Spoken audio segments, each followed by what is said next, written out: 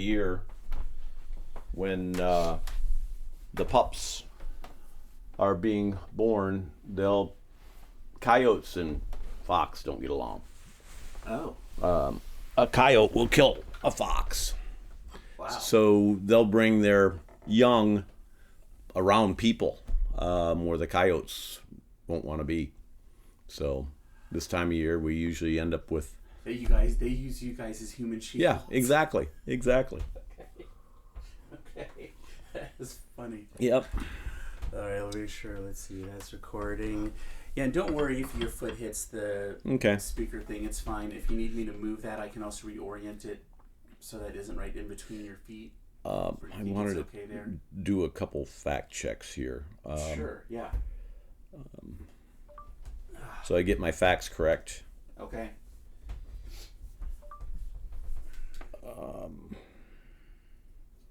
I just got to think of the question I want to ask it, because I want to get the amount of the hydrogen in the human body that comes from nitrogen. You can also look it up when we're in the middle of the interview. Well, I can just edit out the time. Yeah. Google it.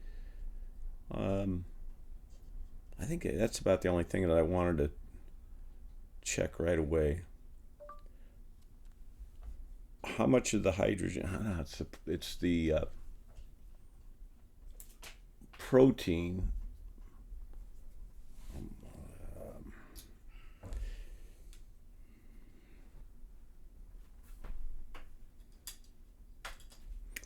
not going to easily find that. It's just one of those weird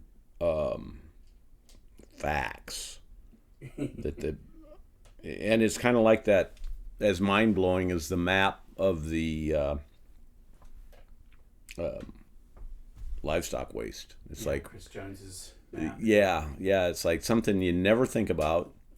And and it's just, you could just say the greater share of the protein in your body comes from the synthetic fertilizer.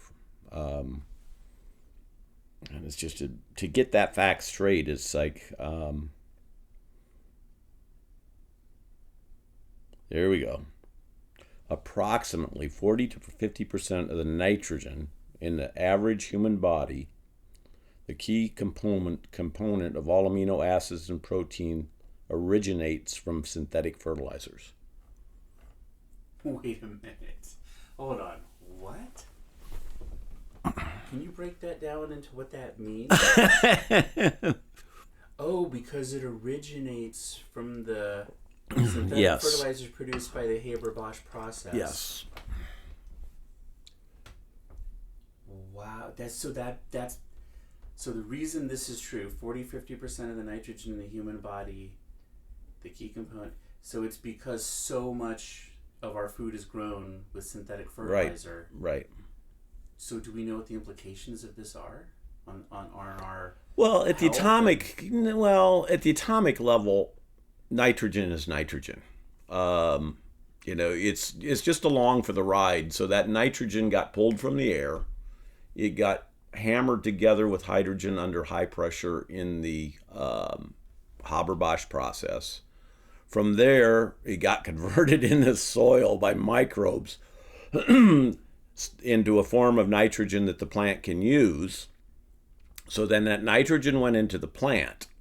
From the plant, it went into the seed. From the seed, it went into livestock feed. From the livestock feed, it went into proteins being converted into the livestock. From there, it went into our diet. So it's a long trip. Is it also transferred when we drink water that's nitrogen No, heavy? no, It's no. just It from only the food we consume. yeah. Wow. Okay. So it's a roundabout trip, but you're tracking that nitrogen molecule. And the other way, the other 40 or 60 to 60%, whatever, comes from natural sources. So when a legume like soybeans pull nitrogen from the air. Then the microbiology of a rhizome captures that nitrogen in a form that plants can use. So there's natural ways to capture nitrogen, and then there is the synthetic process. So what's your takeaway when you read that thing? What are the implications for you? Is it just that it's crazy that there's that much? Yeah, it's just it's a crazy little fact, but because how far do we have to go back into history when that isn't the truth? 1900, but the Haber-Bosch process. Before that, it was bird guano. So you could say 40 to 50% of our nitrogen in our body started as bird guano. So, like, it's interesting the history then. How long have humans been relying on, like, let's say, extra natural means of we need to grow more stuff.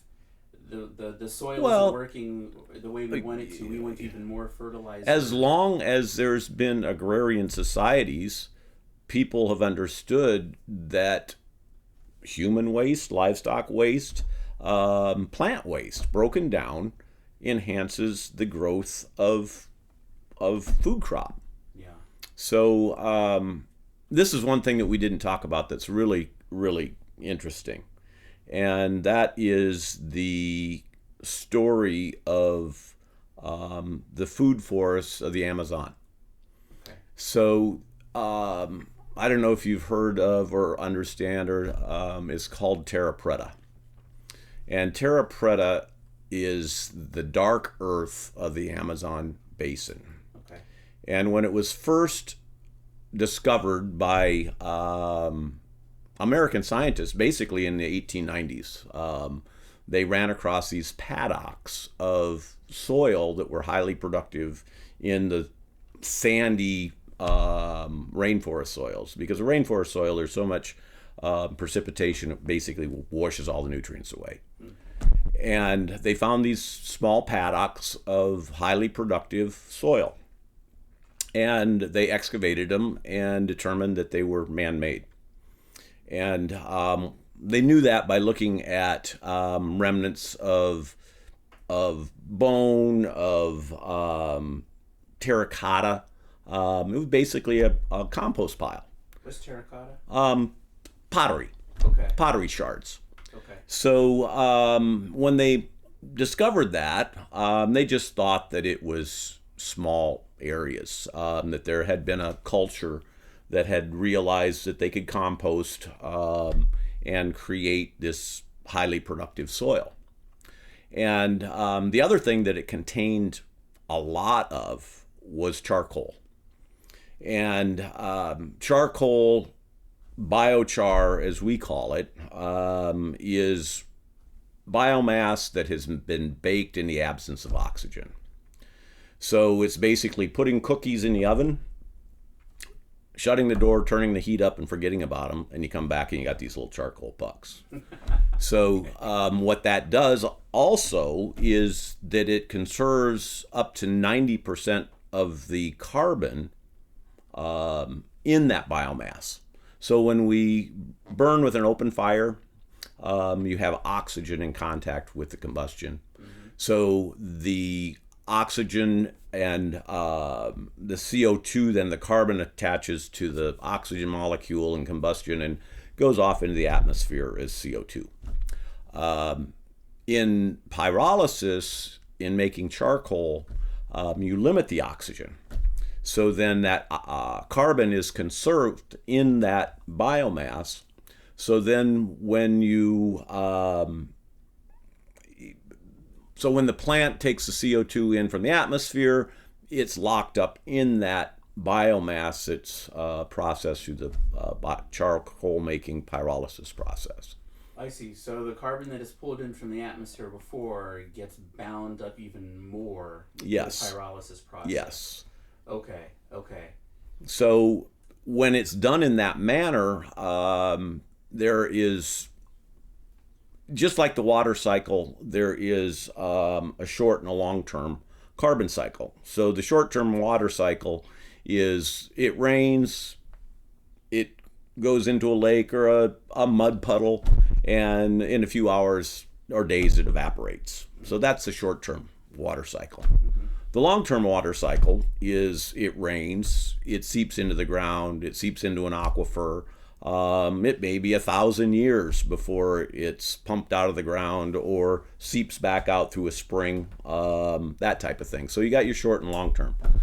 You also have the short and long term carbon cycle.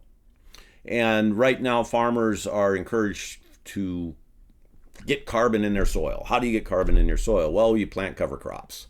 You do conservation tillage. You take that material and leave it on top of the soil. But what happens is the microbiology, they're going to digest that. They're going to break that down. And what do? They fart it back out. So the carbon that is captured in the biomass then is digested by microorganisms, and within a few short years, it's CO2 back in the atmosphere again. So farmers are actually receiving carbon credits for doing conservation tillage, for doing cover crops, that type of thing. It's a good thing. It conserves the soil. It holds on to nutrients. There's nothing bad about it. But the long-term carbon cycle is the use of fire, use of pyrolysis to make carbon. So when we produce biochar, or when the ancients produced biochar or carbon by prairie fire or by smothered fires like what they did in the Amazon. So you can make biochar with a prairie fire. It doesn't have to be in like a special... No.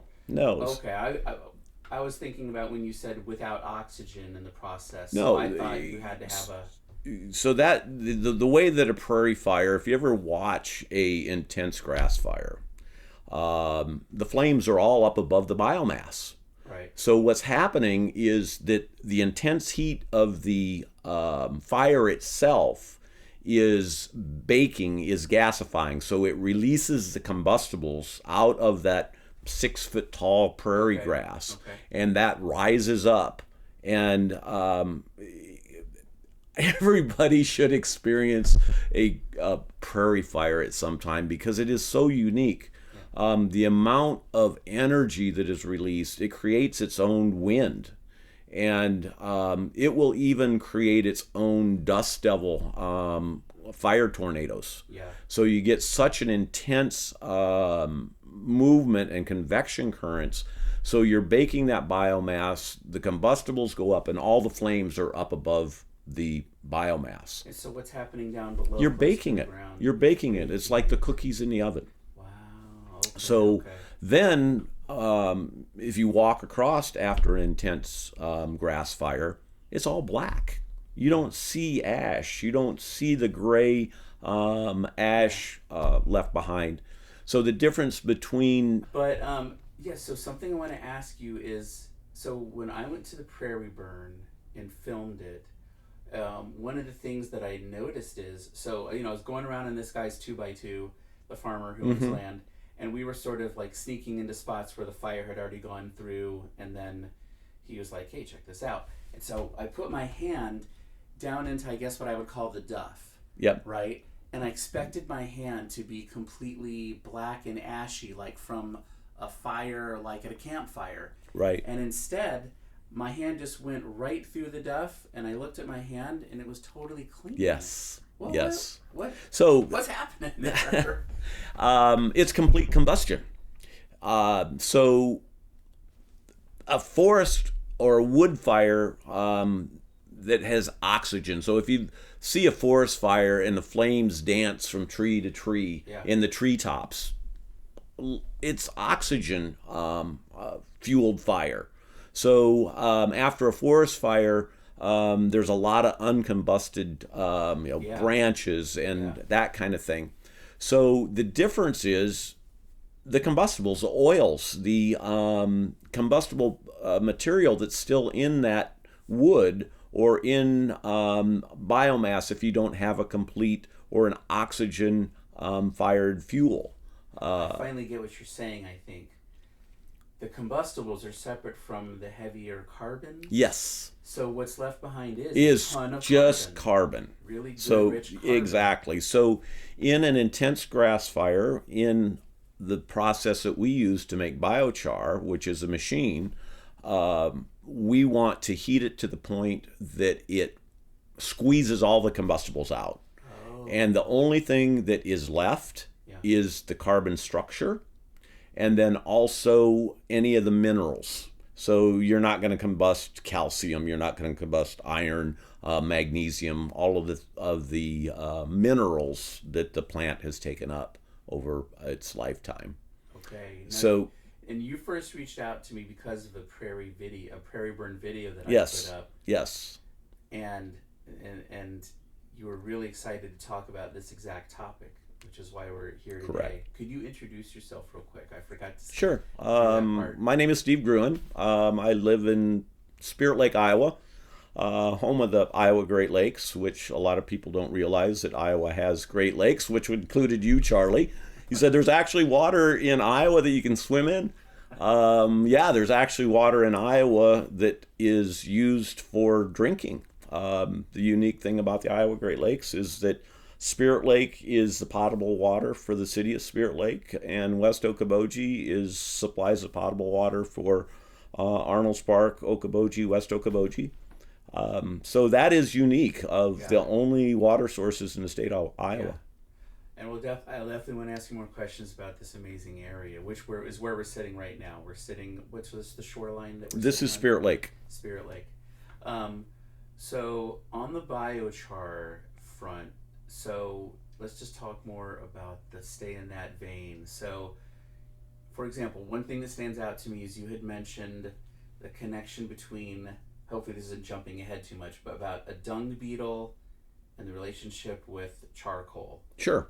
Can you share a bit about that? So Australia, first of all, biochar. It's the oldest new thing that nobody knows anything about. Okay. And again, the ancients had been producing charcoal and using it as a soil amendment for thousands of years. Yeah. There's evidence that back to the terra preta soils of the Amazon, that it was being produced for a purpose for literally thousands of years.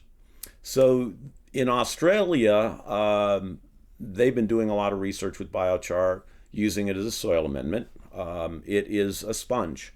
It is a piece of biochar the size of a pencil eraser, will have over 5,000 square foot of surface area.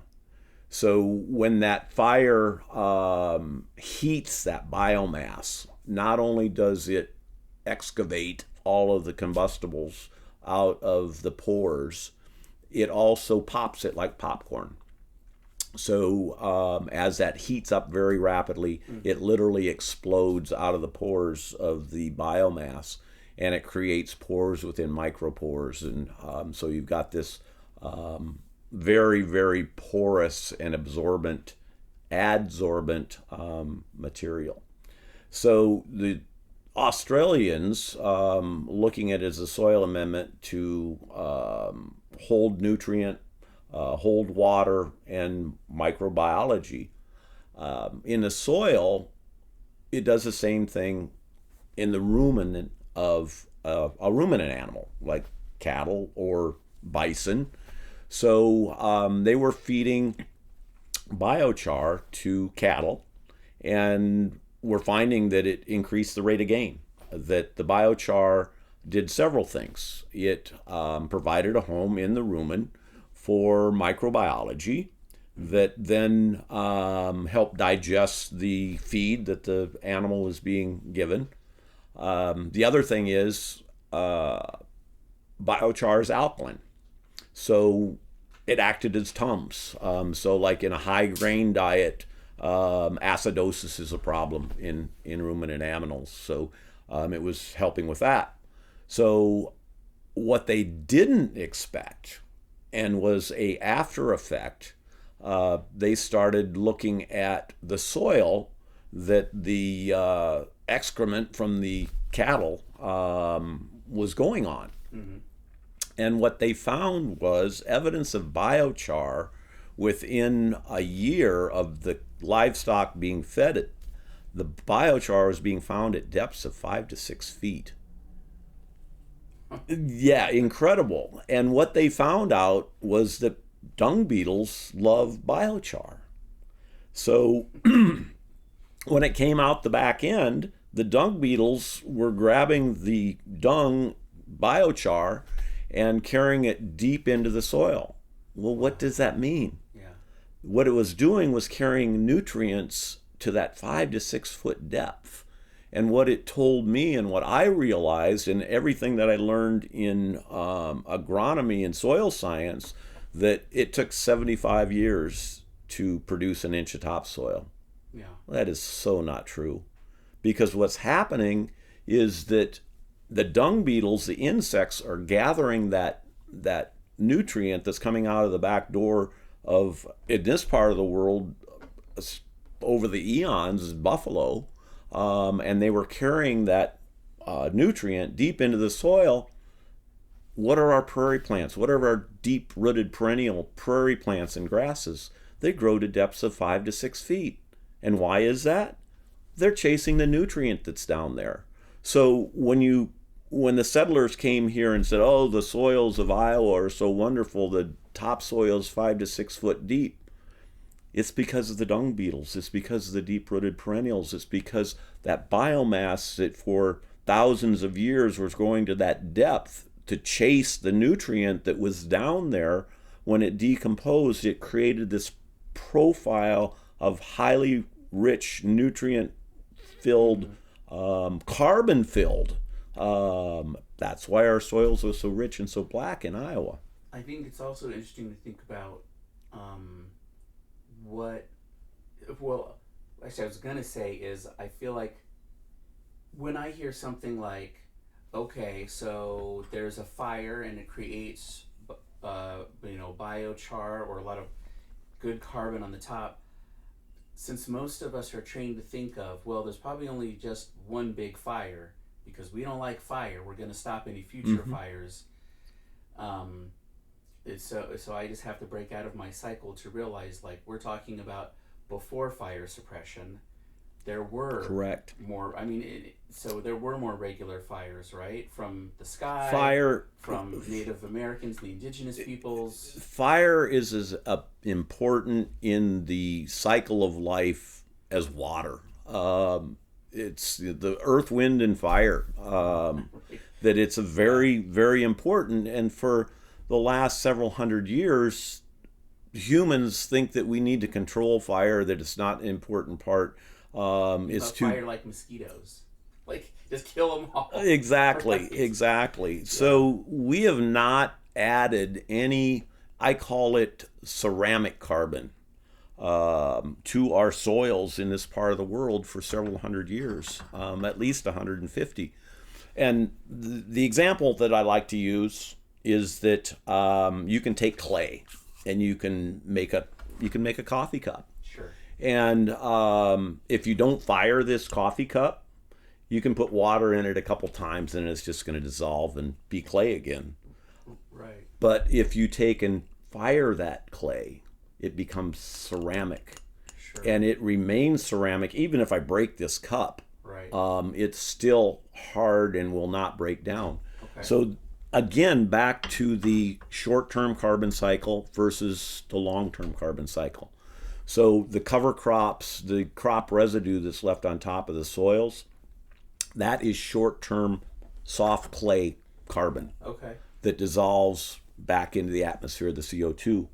So when you have fire, so when you produce biochar, that is making ceramic carbon that then there's evidence it will last in the soil for over 1,000 years. Like sustained release tablets. Yes, exactly. It does not break down easily. Yeah. It's hard. It's armored.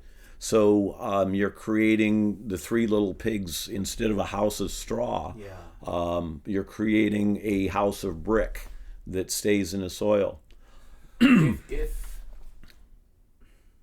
So time is long, our lives are short. So again, I always have to remember, like, we see things on such a short-term scale in general. and we think short term, but so for the amount of time that, let's say, fire has stopped on the land here, specifically in Iowa, if we roll this forward, 200 years in the future, what are the long-term implications of carbon, a lack of fire, and a lack of carbon? We're seeing that today. Uh, so the percentage of carbon in our soils in Iowa has consistently been dropping. And the reason of that is it's getting used. And how is it getting used? Recreational tillage. Okay. We were watching yesterday a farmer that the field had already been tilled once. It was I felt suitable to go out and plant in, and they were out making another pass. And was it necessary? They thought so, Yeah. but at that same time, that overworking of the soil breaks down that carbon. It's taking the coffee cup, and every time you till it, you're breaking that ceramic Okay. carbon up Okay. a little bit more. You're compacting it. For people that have never farmed, what is tillage? Can you describe what we were talking There's various yesterday? forms. The moldboard plow. I'm going to go plow the field. That's a form of tillage. Okay. That's not used. Farmers have realized now that it's not necessary. We have the horsepower. That's the other thing, is that it's quicker, easier, takes less fuel Yeah. to not use a moldboard plow. And they've gone to things that are called a field cultivator. A field cultivator can be up to 50, 60 feet wide. Basically a rake that goes through the soil, turns it over lightly, Okay. doesn't turn it over. Okay. It breaks up the soil. Breaks up the surface. soil so they can Okay. plant into it, prepares the seed bed. The other is a disc. Discs are blades that have a little bit of curvature to them that will cut. Oh, a disc isn't just the metal round. Yeah, it is. It is a Oh, round. okay, Yes, okay. yeah. So it describes a disc as a disc. Okay. And it has an edge on it and a little bit of rounded. So especially in corn stalks and heavier biomass, it cuts it up, Okay. puts it under the soil a little bit, and So we're losing carbon by doing things like tillage. yeah, yes. Okay. So that's one way, but the major way is synthetic fertilizer. So to be able to convert synthetic fertilizer into a form of nitrogen that plants can use, it takes carbon. So that carbon is consumed over time by the more synthetic fertilizer that we use. So anhydrous ammonia, which is the form of nitrogen, the form of all nitrogen, whether you go to Walmart and buy a box of plant food, a Miracle Grow, that says it's a 10-10-10, the nitrogen that comes out, that 10% nitrogen in that Miracle Grow started as anhydrous ammonia through what's called the Haber-Bosch process. Okay. And the Haber-Bosch process When was was that invented? about 1900. Okay. So prior to 1900, there was no form of synthetic nitrogen. And we look back in the history books prior to 1900, and the conversations about the number of people on the planet that could be fed with the process that we had using natural forms of nitrogen. Like you said, bat guano. Yes, bird guano, like that, yeah. manures, compost, Right. that type of thing. It's actually also, I just think, really staggering to think that in those early days, people were already wondering, how are we going to be able to feed everybody? Exactly. Right? The forward thinkers at that point in time were sending off an alarm saying that the planet could only support about 4 billion people Right. with the agricultural methods that they had at that point in time. So the call for a way to produce synthetic nitrogen was out there, and there are there are several other ways of creating synthetic nitrogen. other than the Haber-Bosch process. It can be done through an electrical process that is similar to lightning. When we have a thunderstorm, a lightning, that creates a nitrogen that will stay in the soil. So after we have a spring rain, a spring thunderstorm, and the grass greens up, it's not just because of the rain, it's because there's nitrogen that has been fixed in that raindrop when we have a lightning bolt. Oh. Wow. So, yeah, it's just a small amount, but it's one of those things. That's why the grass greens up. It's Mother Nature's natural nitrogen cycle. Wow. So there was some experimentation with bolts of lightning, electricity to make nitrogen, but it's not really efficient. So when the Haber-Bosch process was invented, and wow, that works, is it pulls nitrogen from the air, which is easy, and single molecule nitrogen. It's basically done through an air compressor and a filter for a simple way to explain it. And then hydrogen, which it can come from water, but the H2O, pull the hydrogen molecule off of water. But the most efficient way, and the way it's done industrial today, is from natural gas. C carbon H4. So you have 4 molecules of hydrogen. You pull a nitrogen molecule from the air. And for a lack of easy explanation, it's hammered under pressure to make NH3. So 3 molecules of hydrogen, 1 molecule of nitrogen, hammered together under high pressure in a iron catalyst. And that was the invention of the Haber-Bosch process. So anhydrous ammonia, anhydrous, lack of water. So it's strictly a nitrogen molecule and 3 hydrogens. Right.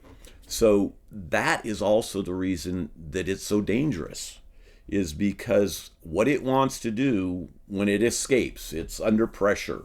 And when you put it under pressure... So let's actually explain for the audience. When you, these were around maybe more a month ago on the landscape of Iowa, but when you're driving through farm country, what would people see in terms of anhydrous ammonia? You'll see what most people think looks like an LP tank, with a tractor pulling an LP tank and a piece of tillage equipment with knives on it.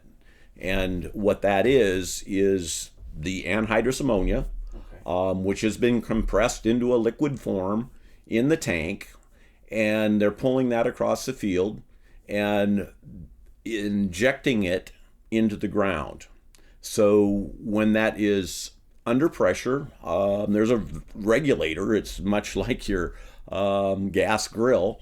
So I was thinking about a gas grill, or a lot of people can relate to the Coleman propane tanks for their stove. Right. It's just a really big version of that. Right. Yeah. So they're metering that anhydrous ammonia into the ground. And what that does is you're putting a source of nitrogen into the soil for the plants. That's the basic. That's the reason that they're doing it. That's the idea. That is the idea. But the other piece to that is that anhydrous, it's without water. What it wants to do is immediately hitting that soil is attached to a water molecule. So when farmers... Ironically, it's thirsty. It is thirsty, absolutely. That's a good explanation, that anhydrous ammonia is a thirsty form of nitrogen.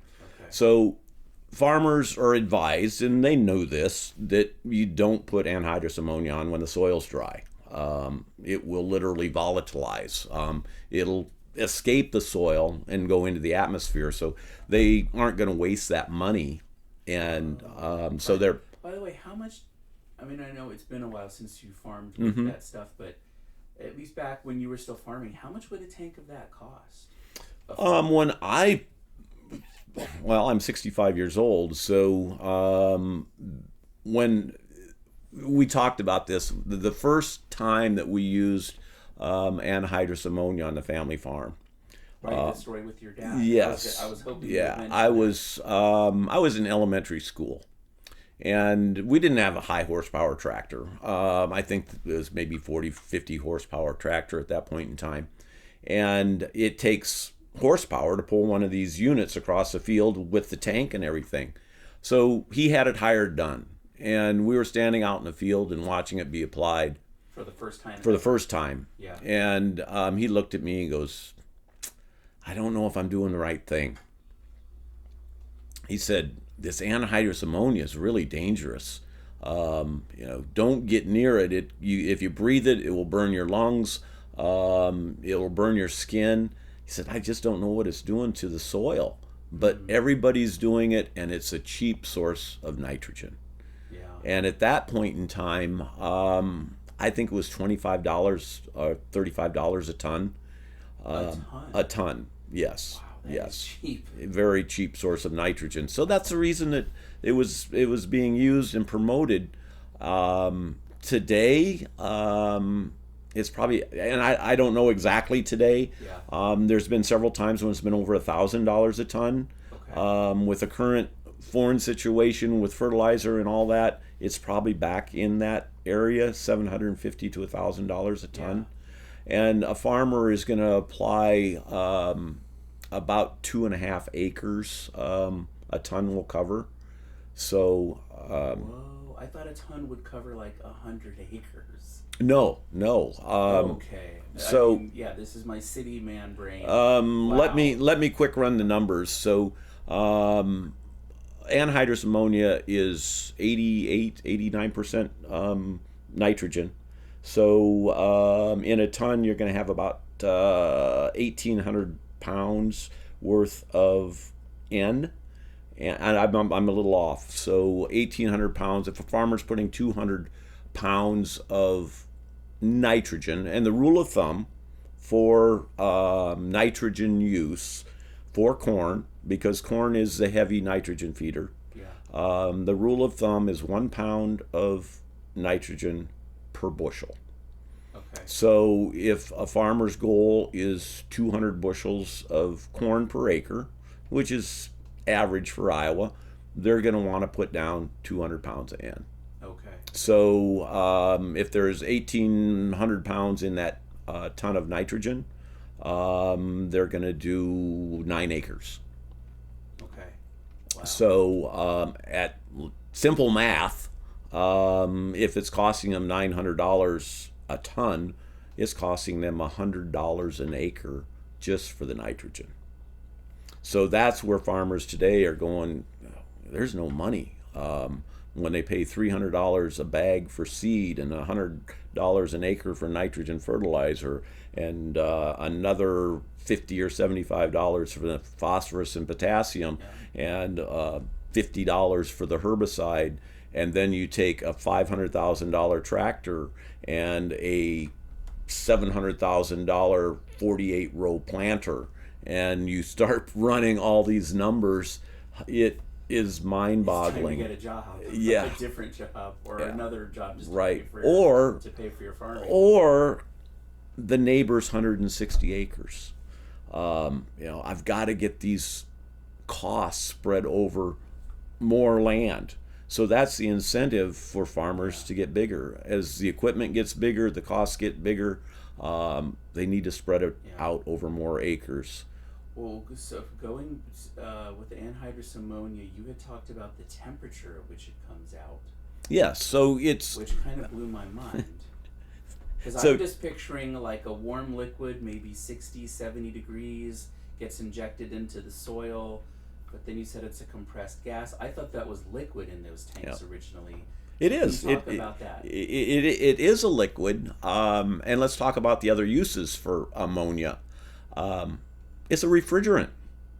The early refrigerators used ammonia because of the phase change. So when it goes from a liquid to a gas, it's a phase change. So it's a refrigerant.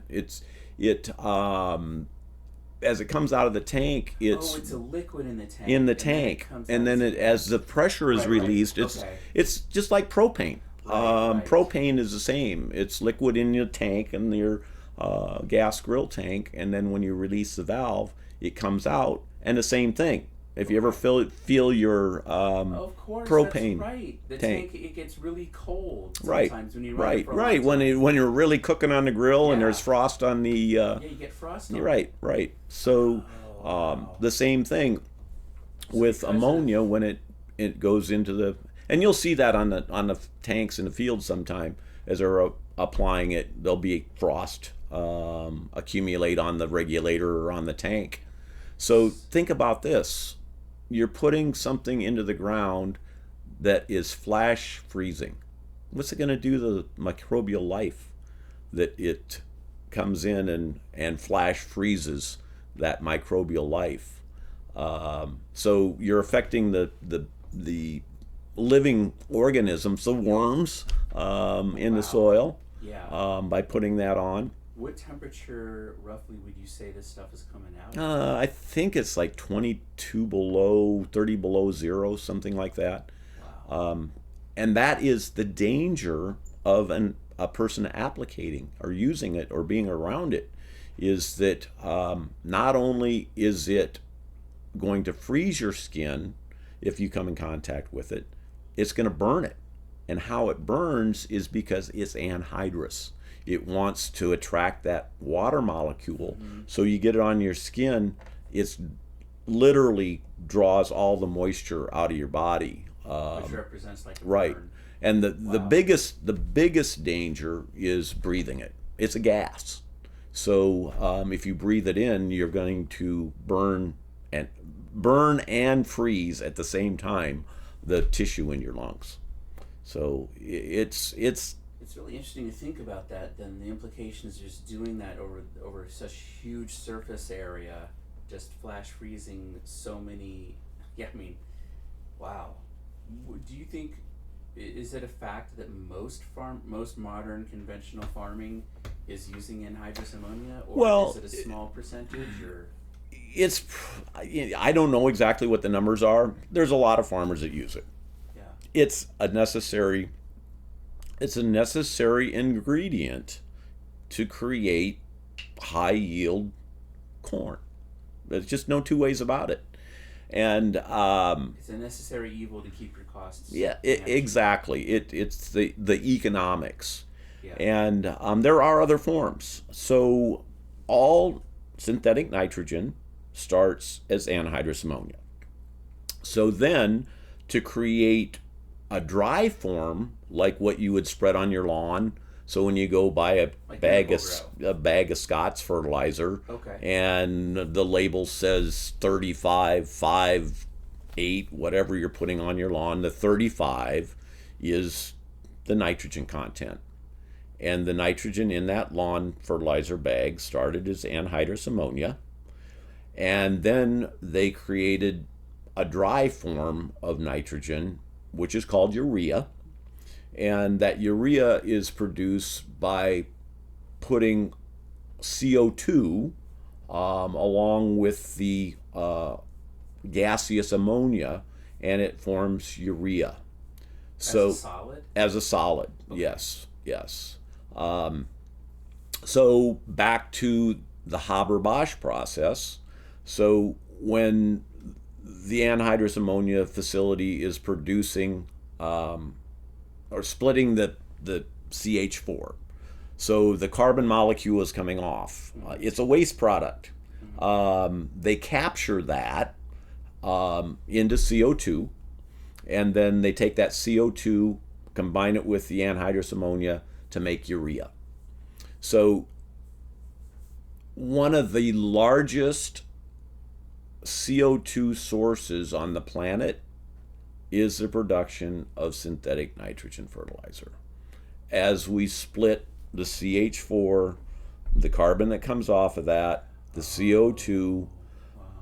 which, okay, it's captured for a short period of time in the urea fertilizer, but eventually it's back in the atmosphere. So as we take natural gas out of the ground and use that to make nitrogen fertilizer, it's all ancient carbon coming back to the surface. Um, so going back to looking into the future, you said we're seeing some of the impacts of a lack of carbon now, and so you mentioned that we're seeing the effects now with the Yeah. breaking down of the soil. What are some of the other impacts that we're seeing now, or that we might see in the future with a lack of burns, a lack of So, fire? uh, soil compaction, and it's one of the things that's on all farmers' minds. Is that the tilth of the soil, the uncompacted, stick your hand in the soil, it's nice, loose, and fluffy, and that kind of thing. That comes from carbon. It's those air spaces. It's all of that pore space. It's the microbiology. It's the worms. It's the worms are the janitors of the earth. They're in there breaking up the hard pan. They're making little tunnels that rain and nutrient can move through the soil. That's all organic matter. That's all things that make up what we call tilth. And tilth is that nice, healthy soil, not hard, compacted. Yeah. And carbon plays a big part in that. So, things that break down tilth is degradation of the carbon. As the carbon is broken down into little pieces by recreational tillage, it's broken down by microorganisms as they convert the synthetic nitrogen to the form of nitrogen that plants can take up. And then farmers are larger, heavier equipment. So the trend towards tractors, tracked combines. We don't want to compact that and lose the tilth by too many trips and heavy equipment across the field. But it's a chicken or the egg scenario. Where did it come from? Is the reason that farmers are putting tracks on their tractors to prevent compaction because they're using too much synthetic fertilizer and they're breaking down the carbon? They are using too many herbicides and synthetic fertilizers that are diminishing the microbiology in the soil. It's not just one thing. Yeah. It's a combination of things. And they then must be switching to tracks because they're seeing changes that they don't like. Yes, exactly. And then the other is field tile and pattern tiling. And part of that is the soil isn't draining like it did in the past because of compaction, because of loss of tilth, because those big fluffy pieces of carbon, you don't think it's carbon as being fluffy, but as that carbon breaks down from big pieces to little pieces, it's going to compact easier. So then a farmer's got an area in a field that just doesn't drain like it used to. So we're going to pattern tile the entire field. And again, it comes down to economics. They want consistency across that entire field. They don't want a wet spot. They don't want a spot that we can till here today, we can plant here, but because we have this wet spot, we don't want to go around it. We want to be able to go into the field, into that 160 acres, and plant it and till it all in the same day. Yeah. So that's one of the reasons that pattern tiling and more tiling are being put in the ground to help with the drainage, which is being diminished by soil compaction. And then the other thing that the tiling does, it dries things out quicker. Right. It makes the problem actually right, worse. Right. So let's go back. What did I say at the very beginning? Anhydrous ammonia loves water. Mm-hmm. So the first thing that it's going to do is attach to a water molecule in the soil. Okay. So now we've got a field that we pattern tiled. We put synthetic fertilizer on it. It's attached to the water molecule, and we get a heavy rain. What's going to happen? I have to admit, I don't know. It's going to go down the drain. Okay. Literally, it's going to go down the drain. So it goes through the soil profile, into the tile network, out of the tile network, Yeah. into a drainage ditch, from the drainage ditch into the Raccoon or the Des Moines River, Yeah. and into the city of Des Moines denitrification plant.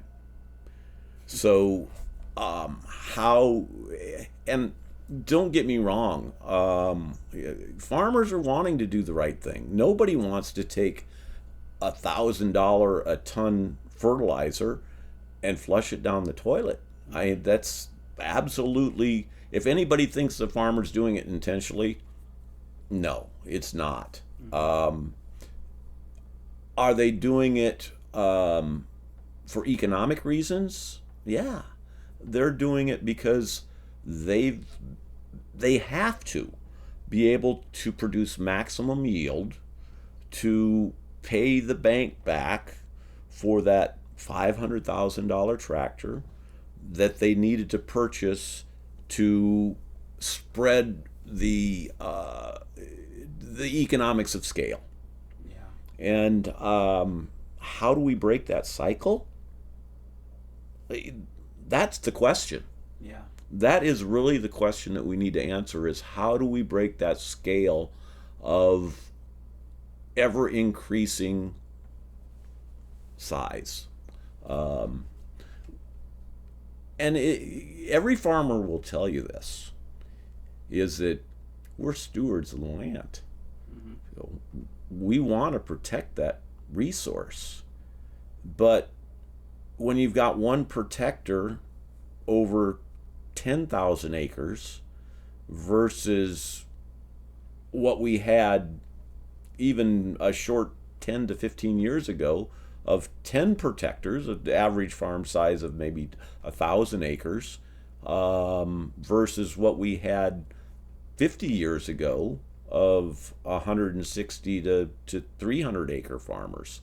So more people looking after smaller plots of land is the ideal situation. But how do we get there? How do we put young farmers back on the land? How do we put stewards and soil protectors? Yeah. I think about the Native Americans and the water protectors. Mm-hmm. We need soil protectors. Yeah. And the soil protectors are going to do the same thing as the water protectors. Well, let me bring that back to the biochar then.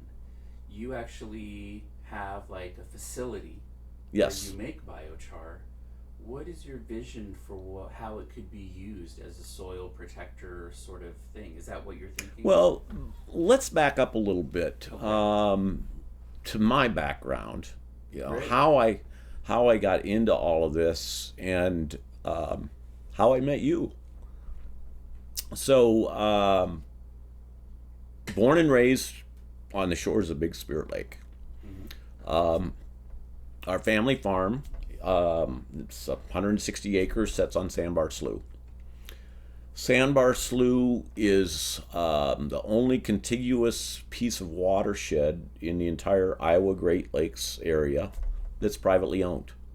And it was just a matter of when the land surveyors in the state of Iowa declared the Iowa Great Lakes as a protected watershed. I don't know exactly the words that they use, but they took control of it back in the 1800s. They drew a meridian line, and they said everything west of this line is going to be state-owned watershed property.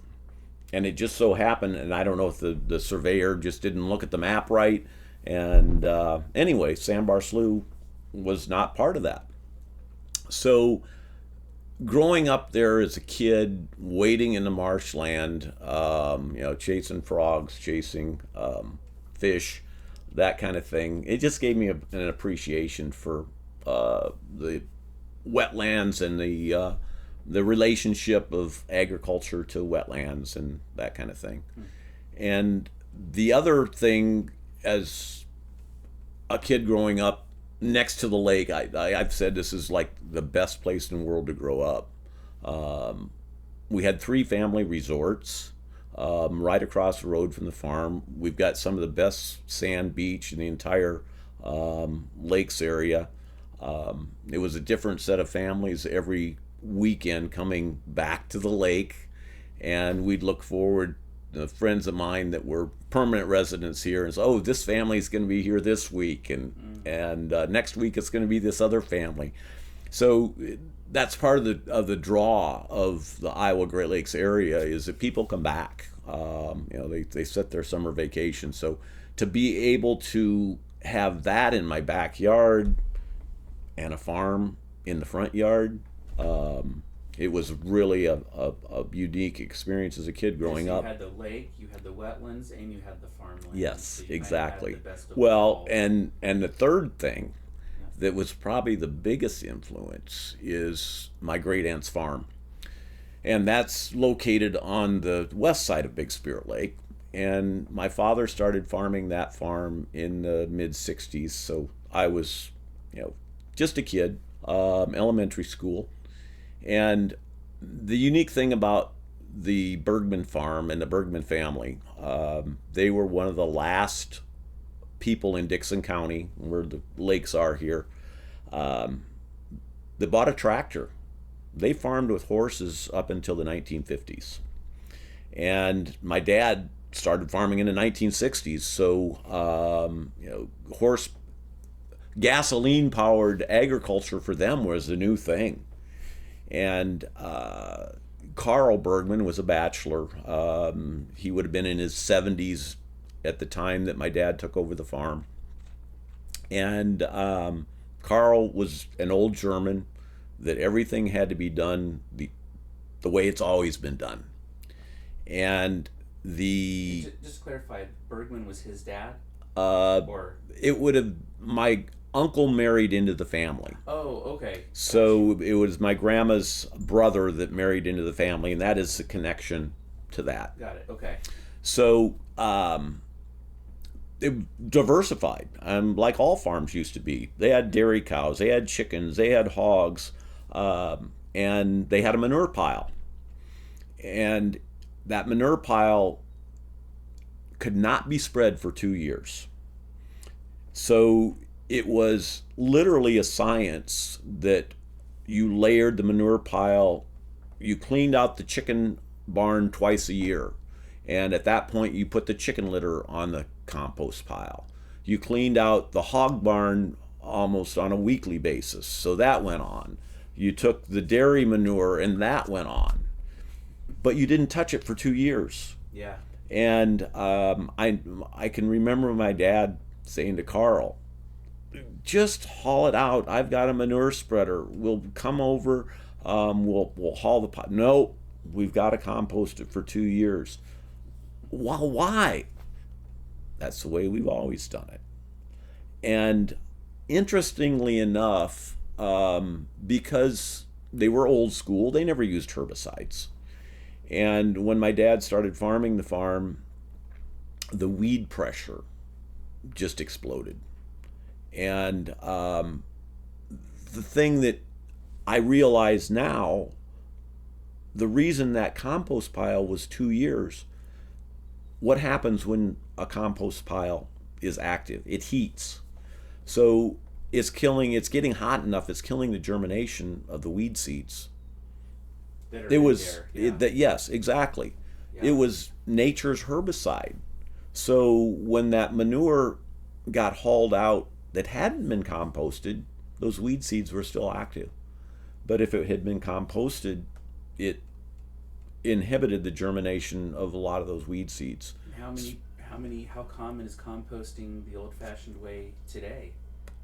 There are a few farmers that are doing it. There's companies that make industrial scale compost turners, and industrial agriculture, particularly in the dairy industry, and some in the poultry industry, are composting their piles. put the manure out in a line, and then you have to add organic matter to it. That's one of the things that in confined livestock systems, Yeah. you don't have enough organic matter with that manure to be able to efficiently compost it. Right. Right. So yeah, there's some of it being done, Okay. and it does add value. You're putting more carbon into the soil. You're putting a fertilizer out there that is more stable. It's not thirsty. It's not going to be looking for that water molecule to immediately attach onto that makes it so mobile. So yeah, there is value in it, but it comes back to efficiency. It takes time, it takes money, it takes equipment. So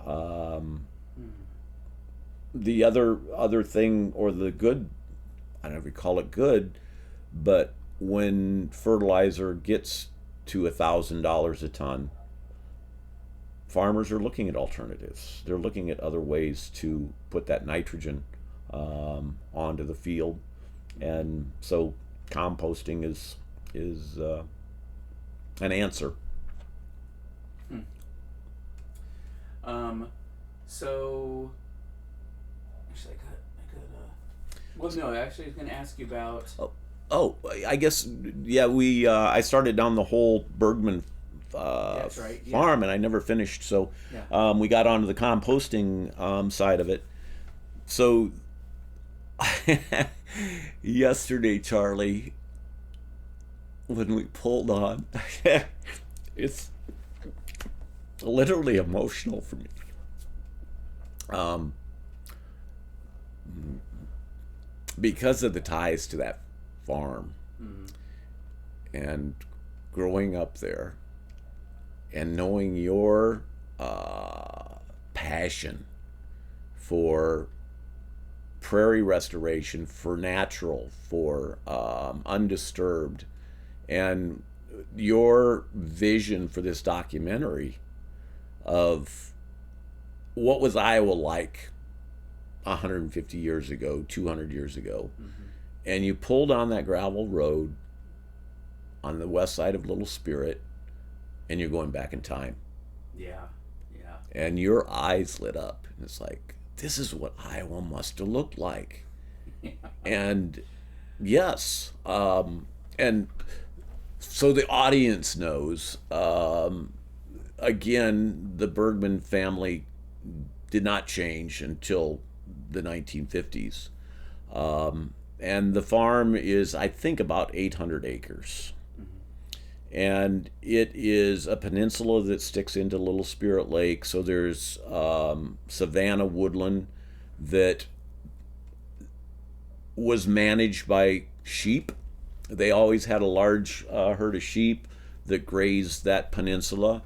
They always had cattle that grazed the pasture land. There was, I don't think, any tile ever installed on that farm.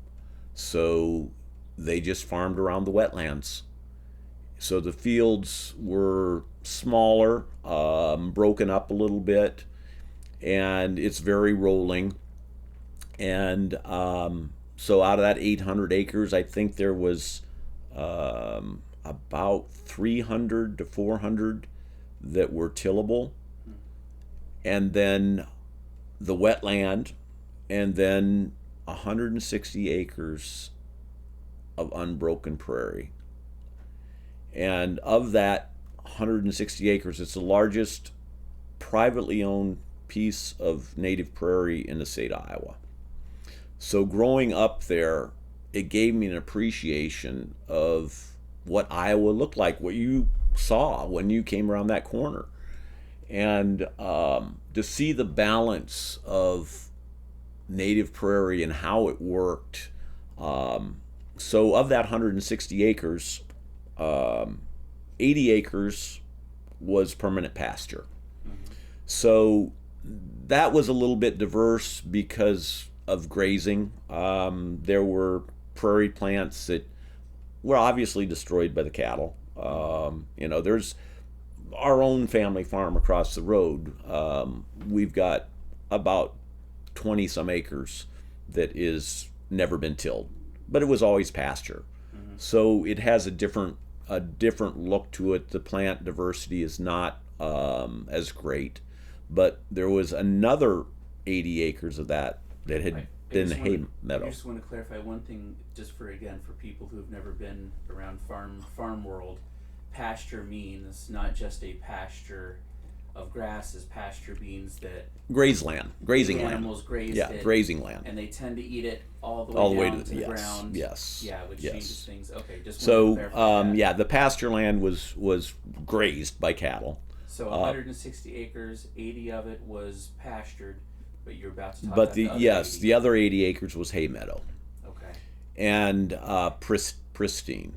And again, sorry to make you walk it back for a limited understanding for an outside audience, but what is a hay meadow?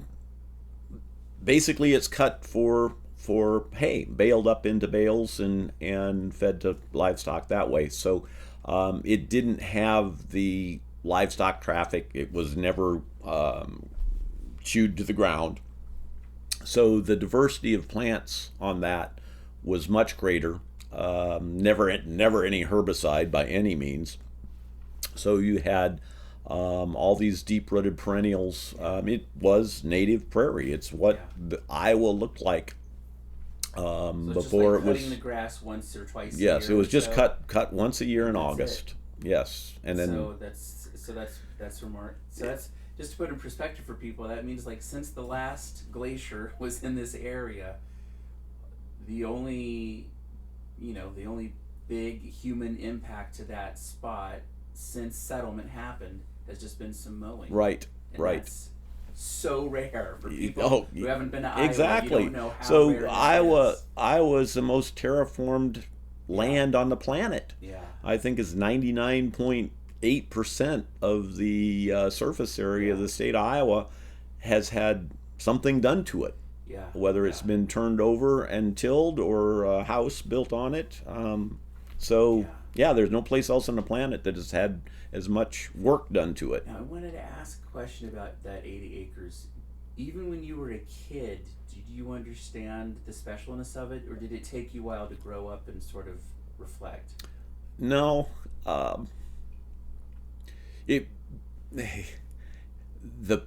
Carl, the old bachelor, he had a passion for it.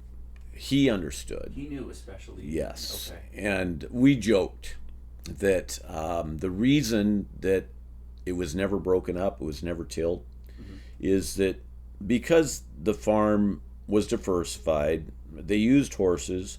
By the time they milked the cows in the morning, fed the chickens, slopped the hogs, harnessed the horses, hooked it up to the equipment, got out to the farm field, it was lunch. So they'd make one pass across the field, turn around and get back, it was lunchtime. So the reason that they never tilled that is it was too far from the house. Yeah, it is a long way back. It is. And that's one of the reasons that people don't know that it's even there. It sets clear back off the road. You can't see it from the road. Yeah. But it is very, very special. And one of the things that made me realize how special it was is that we stopped by Lakeside Lab yesterday. And Lakeside Lab is a facility that's maintained here in the Lakes area by the University of Iowa. They've been here since the 1920s. And they observe, they test, they monitor the lakes and other areas. And one of the areas that they've had particular interest in is the Bergman Prairie, because it's pristine. Oh wow, I didn't realize that. And I didn't know they were I thought they just did water testing. No, they do. All the different areas around here that are natural. So they'll do bird counts. They do, so all those kind of things. So I was out there one day in August, and I was mowing, and I see this guy literally running across towards me, And I'm like, what's going on? I was like, That's the middle of nowhere. Yeah, too. exactly. Did he? Yeah. There's no poisonous snakes or anything out there, so I know he didn't get bitten by a snake. But he came up and he said, "I found it. I found it." And I said, "Wait, what?" He said, "I found the seventh orchid." And I'm like, "The seventh orchid?" He goes, "Yes." He said, "This is the only piece of native grassland in the state of Iowa that contain," and I might not be correct, but I know it's multiple, and I think it was either 6 or 7 species of lady slipper, Oh, wow. which are prairie orchids. So that piece of prairie was the only place that he'd been able to identify all of the species of orchids that are native to the state of Iowa in one place. Dang. So Wow. that made me realize that was special. And the other little interesting things about it is that back in the day, before we were out there with a mechanical baler, a square baler, they used to put the hay up loose. So they would mow it and then just put it in big piles. Oh, wow. And Carl was very systematic in his approach. So the hay piles always went back on the exact same spots every year. Huh. It killed out the native grasses. Sure. So in those areas where the hay piles were at, the badgers would dig. And there would be these big holes. So when you were baling, when you're going across a field and you'd hit a rough spot or drop a wheel of the tractor or the wagon in a badger hole, and the wagon and the bales would go flying off the wagon, that's where the haystacks were at. Badgers will not dig in native prairie. The roots, there's too many roots. I don't know if they're bitter tasting or whatever. Yeah. They do not like just undisturbed prairie. They're going to find a spot where maybe it's gravelly, where the grass is not as thick, where something's disturbed it. I filmed in a lot of different areas at this point, and I have noted that the badgers tend to like areas that are just kind of more bare. Yes. Yeah. Especially in the terraces. They like to dig into the side of the Yep. terraces. Yep. Areas all that are easier Yeah. easier to work in. Wow. And That's so interesting. yeah, there's so many little things like that. Another very unique feature on that piece of property, on that prairie, is a bull ditch. And for those that don't know what a bull ditch on Bergman Prairie? yes. Okay. So for those that don't know what a bull ditch, back, I believe it was in 1850s, 1860s, the state of Iowa hired, and I'm sure there was a specific name for the group, of oxen and tenders of the oxen, and they had, I've seen a picture of it. It's huge, one bottom plow, and it would be pulled by a team, I think 6 or 8 oxen, and the plow probably stood 3 foot tall, had just an oversized one bottom plow, and they traveled across particularly northern Iowa, and drained wetlands, and their specific task was to just dig a bull ditch. In a nice straight line. Yes, and start draining the wetlands across northern Iowa. And there is an original bull ditch. There is a pond on that was drained by a bull ditch. Wow. And I'm sure now, this is 50 years later, it's not as deep now as it was then, but as a kid, you got down in the bull ditch, it was a good 3 to 4 feet deep. Mm-hmm. 3 to 4 feet wide, 3 to 4 feet deep, and down the hill towards to drain it out of there. So anyway, how far away is the bull ditch from the 80 acres? Oh, it's right there in the center of that piece of prairie. It runs right through it. Yes. Yep. So we can't say there was a bit of history. yeah. Right there So in we the can't middle. say that it's totally undisturbed. No, but still, that's interesting though, and yeah, it would be interesting to see what it was. Yeah, like we'll before we'll that. get out there and you can get a picture Wow. of it. Wow. You know, it's funny. I've heard the term bull ditch tons of times. Mm-hmm. I've come to use the term, like when I'm filming, driving along a road. I'm like, oh, there's bull ditch.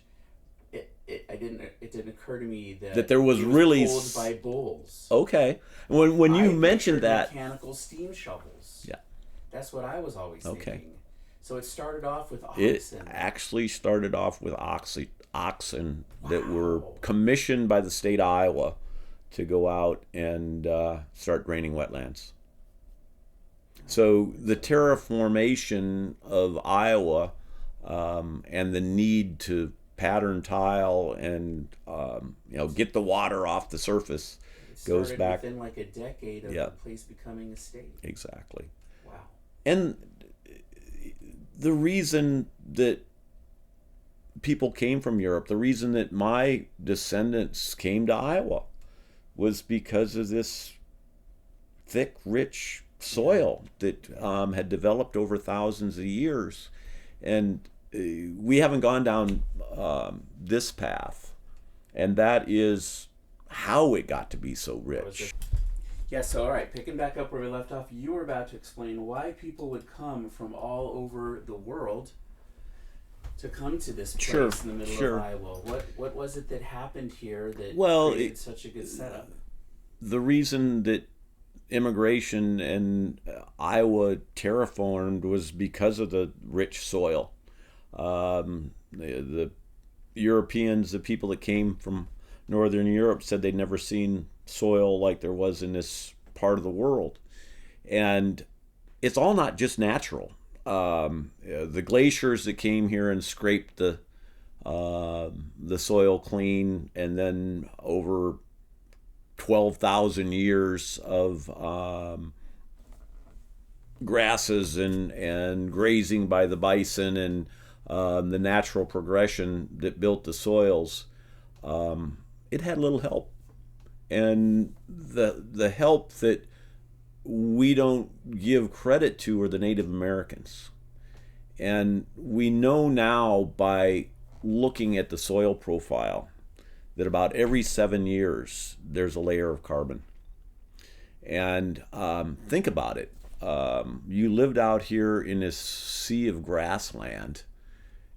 What would probably be the most terrifying thing other than a tornado or a stampede of buffalo was prairie fire. Mm-hmm.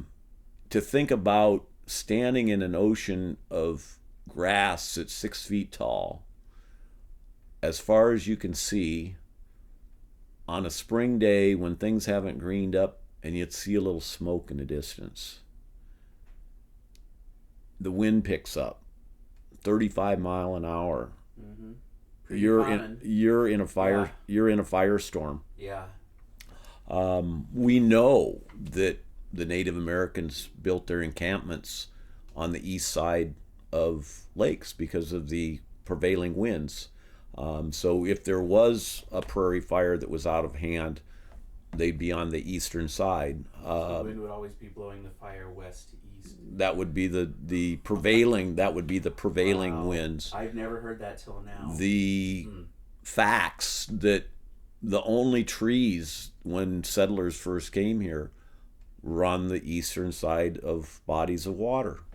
So when the prevailing winds and the prairie fires would burn, it's going to destroy all the woody species. So fire, ironically, is one of the things that protected grasslands from also from the woody species. from the woody Absolutely. species. Absolutely. Interesting. I never thought about it like that. So Yeah. the idea that you're living in this tinderbox, the Native Americans managed it. So they would do controlled burns. They would make sure that the tinderbox didn't get too overburdened and would burn the prairies. They must have also, I'm just realizing this, they must have also at times burned out spaces around them Oh, to protect them I'm from sure. getting, I'm sure they yeah, did. I'm sure yeah, they did. And so they managed fire. They used fire to their advantage. I'm sure they used it well. The idea that they understood that when the prairie was burnt off, that the buffalo would come back. The grasses would come back stronger. So if they wanted to attract a herd of buffalo, I'm sure they had a method that they made sure that they burned this specific area. The grass is greened up, and there's their buffalo herd to supply. They were very smart in their land management practices. So, so they created basically a fertile oasis. mm-hmm, You know, it was interesting, if you don't mind me jumping in here, reading the Joliet and Marquette Journal, which will feature heavily in the movie. Joliet and Marquette mm-hmm, came through here, not through here, but along the Mississippi River, along what is now the Iowa border in 1673. And what I found really fascinating is they do give some accounts about what happened when they came on shore in different parts of Iowa, um, and the different things that they saw the Native Americans growing, the wide diversity. Like they were growing grapes, like mm-hmm. they were growing all sorts of things, watermelons. I'm like, watermelons in Iowa? Like what? Like they were just, it was just amazing to me. And I was like, wow. And then one of the things they reported that they were sort of excited about, the explorers, is that the Native Americans intimated to them that they could grow three crops one after the other of corn in a growing season. So grow it, harvest it, eat it. Here comes the next crop, eat it. 3 in a single season. Mm-hmm. It wasn't uncommon, apparently. I don't even know what that means necessarily, because maybe we can even do that today with modern methods, but I Well, just think it's so amazing. It's just a real testament to like just the insane fertility of the soil that was here. and they didn't Before. do it with synthetic fertilizer. Right. Yeah. Yeah. And they used diverse species in their cropping methods. The Three Sisters. I don't know if you're familiar with the Three Sisters, but planting corn, beans, and squash together. That's right. So Yeah. the Three Sisters are basically corn is a nitrogen pig. it likes nitrogen. Beans are they will supply the nitrogen. They are they fix nitrogen from the air. So the beans are feeding the corn, and then the squash. Raccoons do not like walking through squash. So you plant squash around the outside, and that protects your crop from invaders. They just knew so much stuff that is lost to time, Right. unfortunately. Yeah. So the but yeah, back to your point that the things that the settlers were coming here for was actually this amazingly carefully tended thing through fire and other that had methods. been that had been managed for literally thousands of years Yeah. by savages that were less than human, that didn't know squat. No, Yeah. they knew a lot. one of the things, and it's almost kind of comical. The lower Brule tribe of Sioux Indians. Mm-hmm. Brule means burnt thigh. Oh. Wow. So were they? They were fire starters. They were the ones that were burning the prairies. I just find that kind of interesting. Yeah.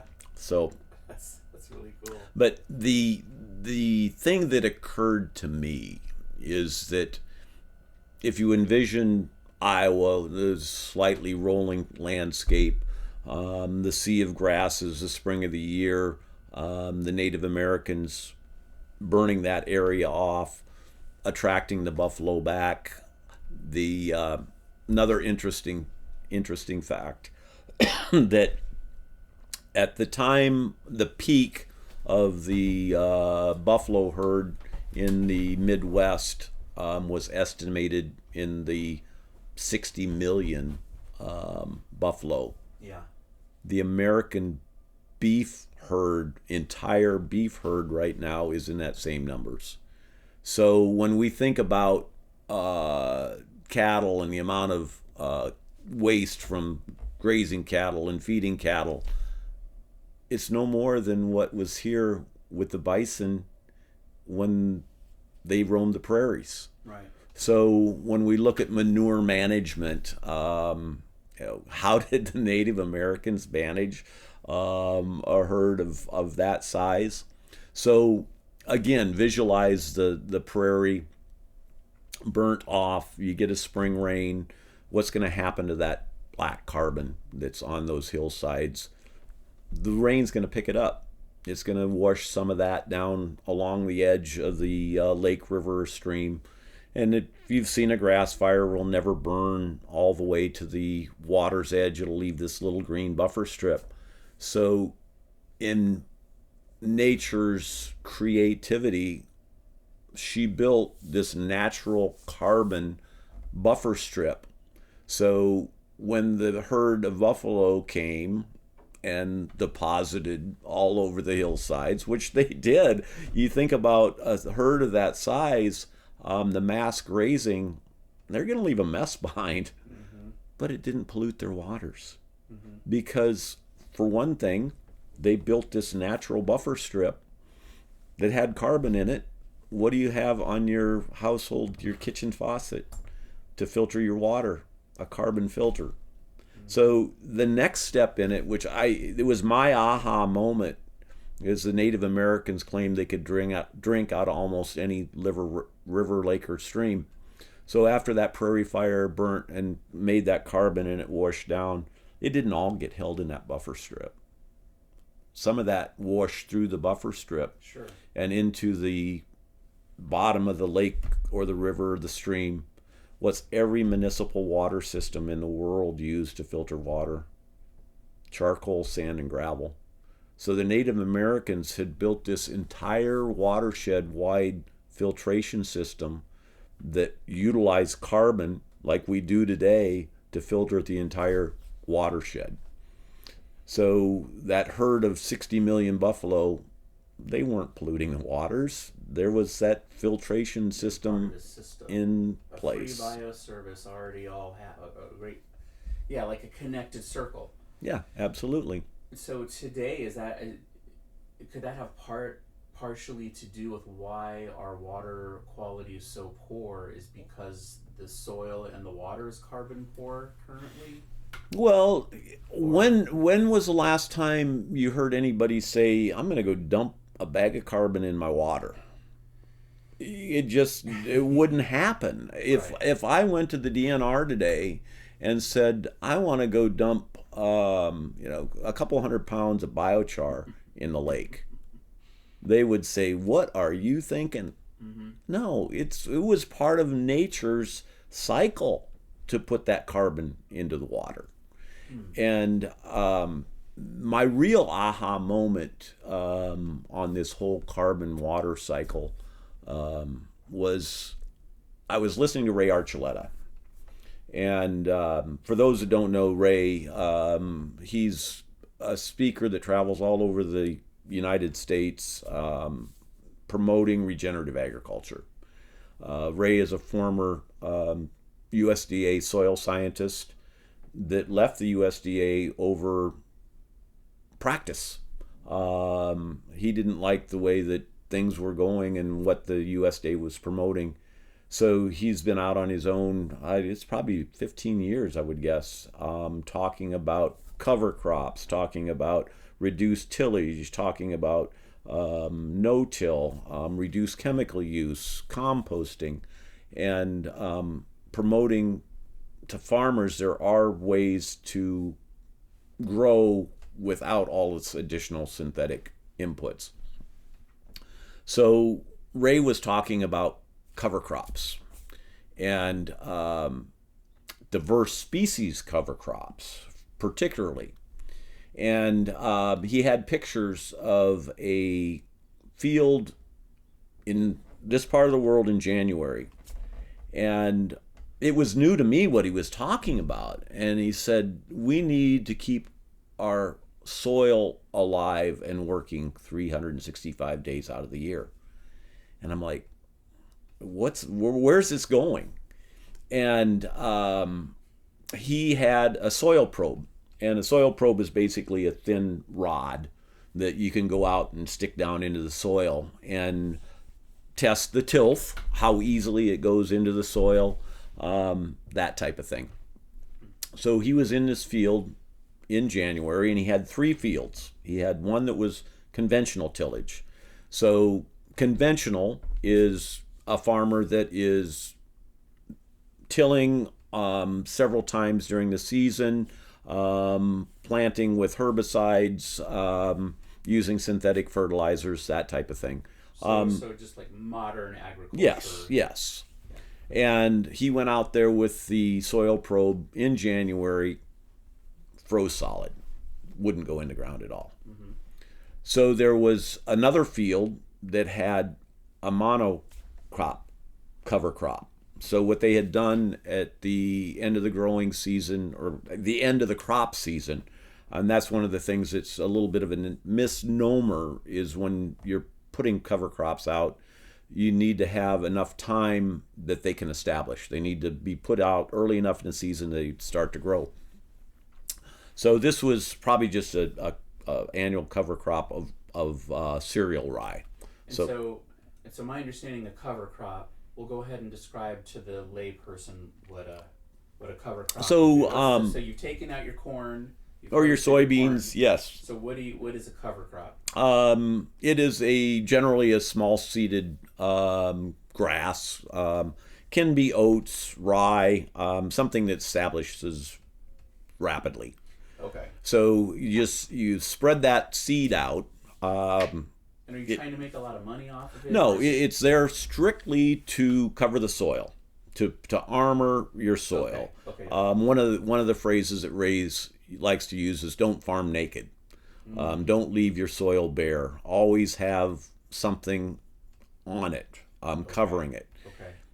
And think about it. Yeah. For thousands of years, none of this area was naked. It always had a cover crop. Yeah. Nature abhors a void. Yes. It's going to put something somewhere if yes, you can. exactly. Yeah. So Ray goes over to this cover crop area. Yeah, the monocrop cover crop with his soil probe, and he could stick it in several inches. There was microbes there. They were working. And what do microbes, what's a compost pile do? It heats. Right. So there was the activity there, and it was not completely frozen. So that field was alive in January, even though the cover crop was frozen and not living. So then he went to a multi-species cover crop, and think about the prairie. Think about Mother Nature. That was multi-species cover crop. Took the soil probe right down, not even frozen. And I'm like, that's amazing. I never thought about that there could be that much biological activity to keep soil, keeping a blanket literally on the soil. So what's that going to do? If it's not frozen in the spring of the year, that soil's going to dry out faster. There's more tilth there. There's less need for pattern tiling. There is additional carbon that is being added to the soil because of that cover crop being broken down. Let it be short-term carbon, but it's still carbon that is being put into that soil. So there's all the benefits of that. And I started thinking, well, that's identical to soil, the soil regen principles of multi-species cover crops, additional carbon. That's the same thing we need to practice for soil regen, to create more healthy water. And how does that relate? What does somebody that has a piece of lake property do? They put a dock in. At the end of the dock, there's weeds. Oh, we can't have weeds in there. The kids don't want to jump in. They can't swim. There's bulrushes or there's vegetation on the lakeshore bank. We can't see the lake. We got to take that off as well. So you're limiting the diverse species. And then we wonder why we have invasive species like Eurasian minfoil and curly leaf pondweed. We've taken that diversity that's going to compete. Why don't you have weeds in a natural prairie? Because you've got this equilibrium of species of plants growing harmony in nature. So when we start eliminating that diversity, we think we're just eliminating the diversity of the plant species. I'm kind of thinking about when you have diversity, it's almost like fabric that has a tight weave. There's not really room for something to There's get not in. room for advantageous species to come in. But when you like whack out the whole diversity by like removing all the topsoil like the settlers did to farm, they're like, let's take out all this prairie grass, let's get this out of here. Yeah, then there's so much room for all these other things to come in, and then we have to have herbicides and excessive tillage and all these things to control that. I want to go a little bit, if you don't mind. I'd like to jump just a little bit into your past. I want to back up just 1 minute. Okay, go for it.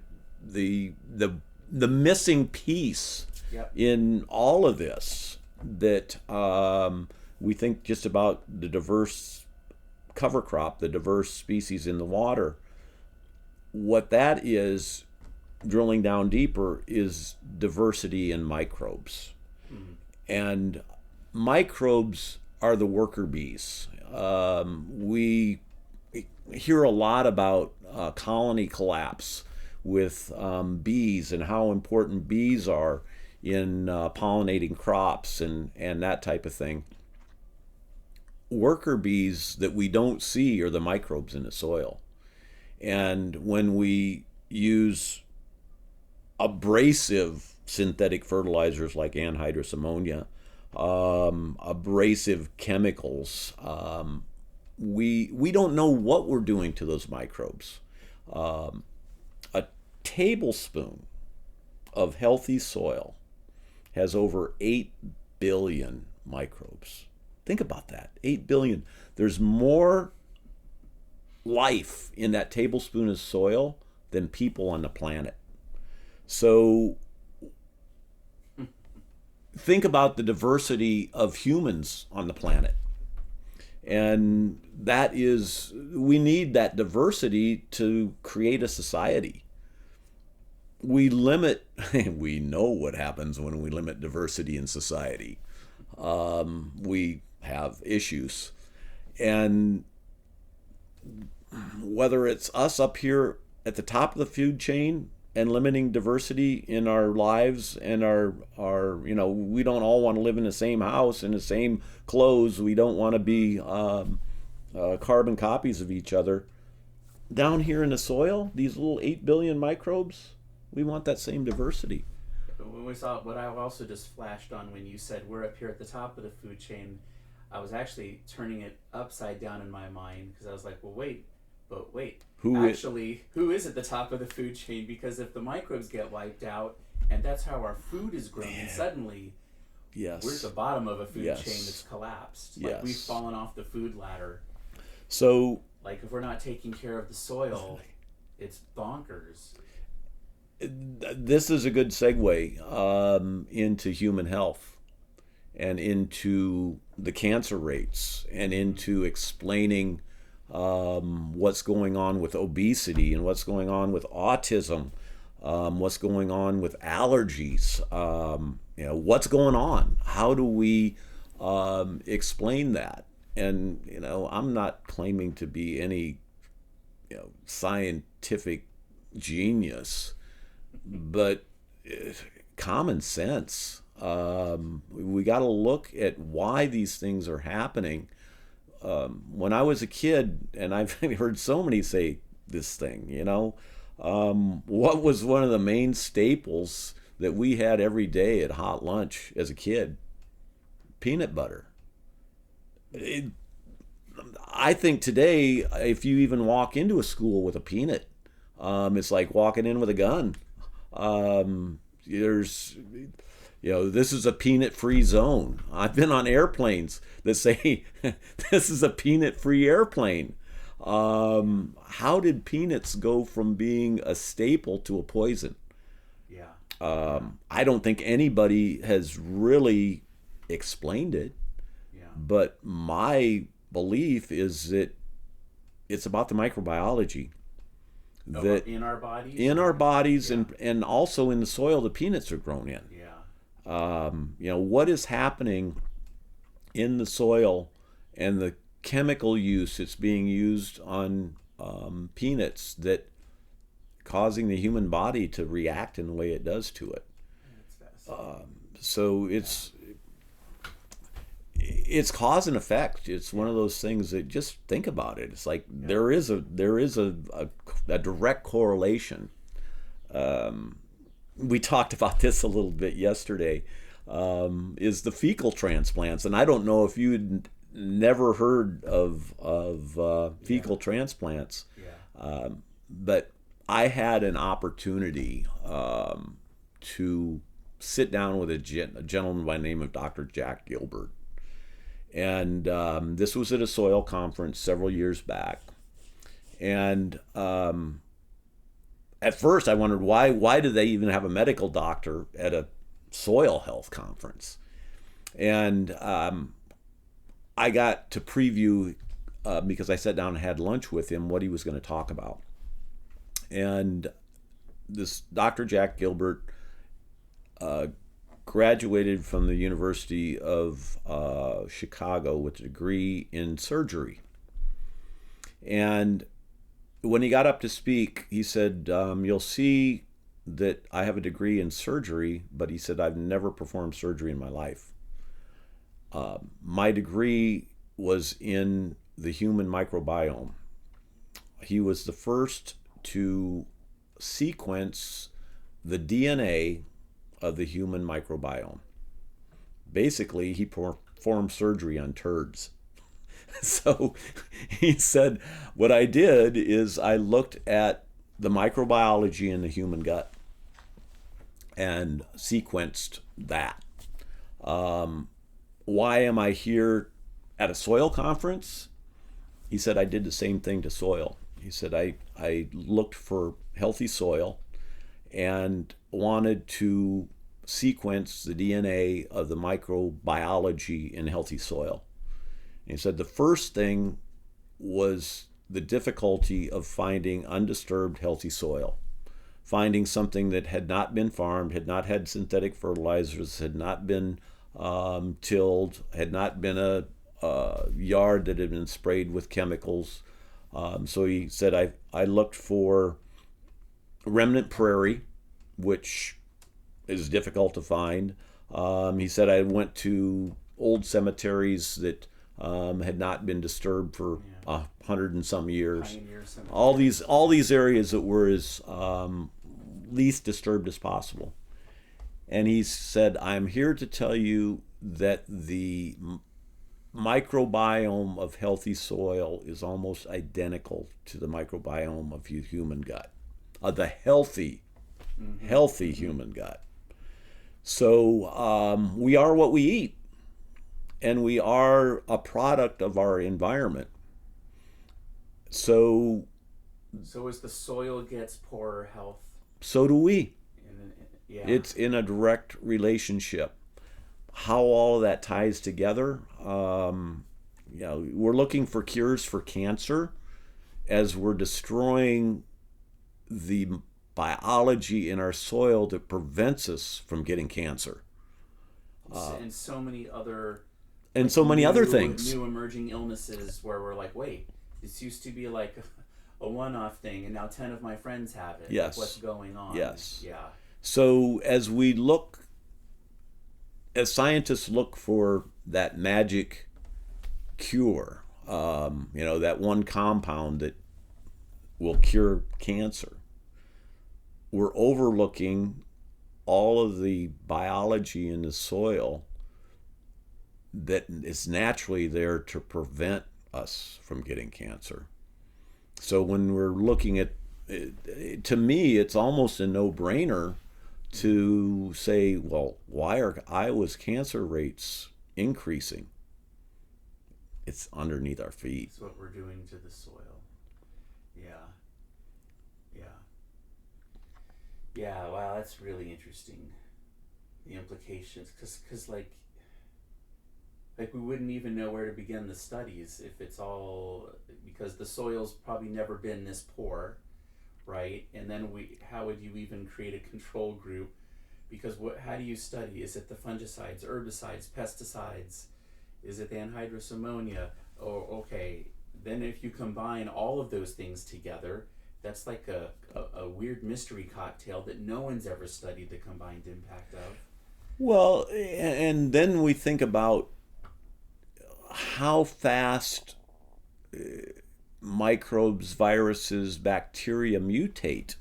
Yeah. What Frankenstein have we created with that cocktail? Yeah.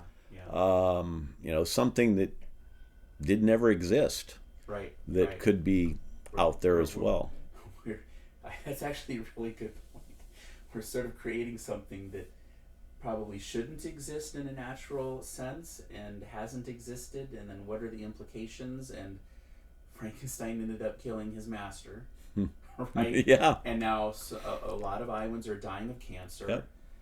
And what an analogy. I'm glad you raised that point.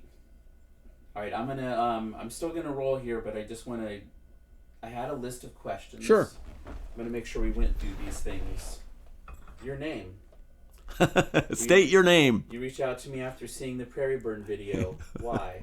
We talked about biochar, carbon in water, carbon in soil. I'm sorry, because I'm thinking. Yeah. I'm sure if you've seen it, the YouTube video or the short. What's your name? No, I haven't seen that. Oh, you've not seen that? Show me that. So these two guys across this, it's been redone so many times. There's two guys on each side of a river, and one guy yells out to him, "Hey, what's your name?"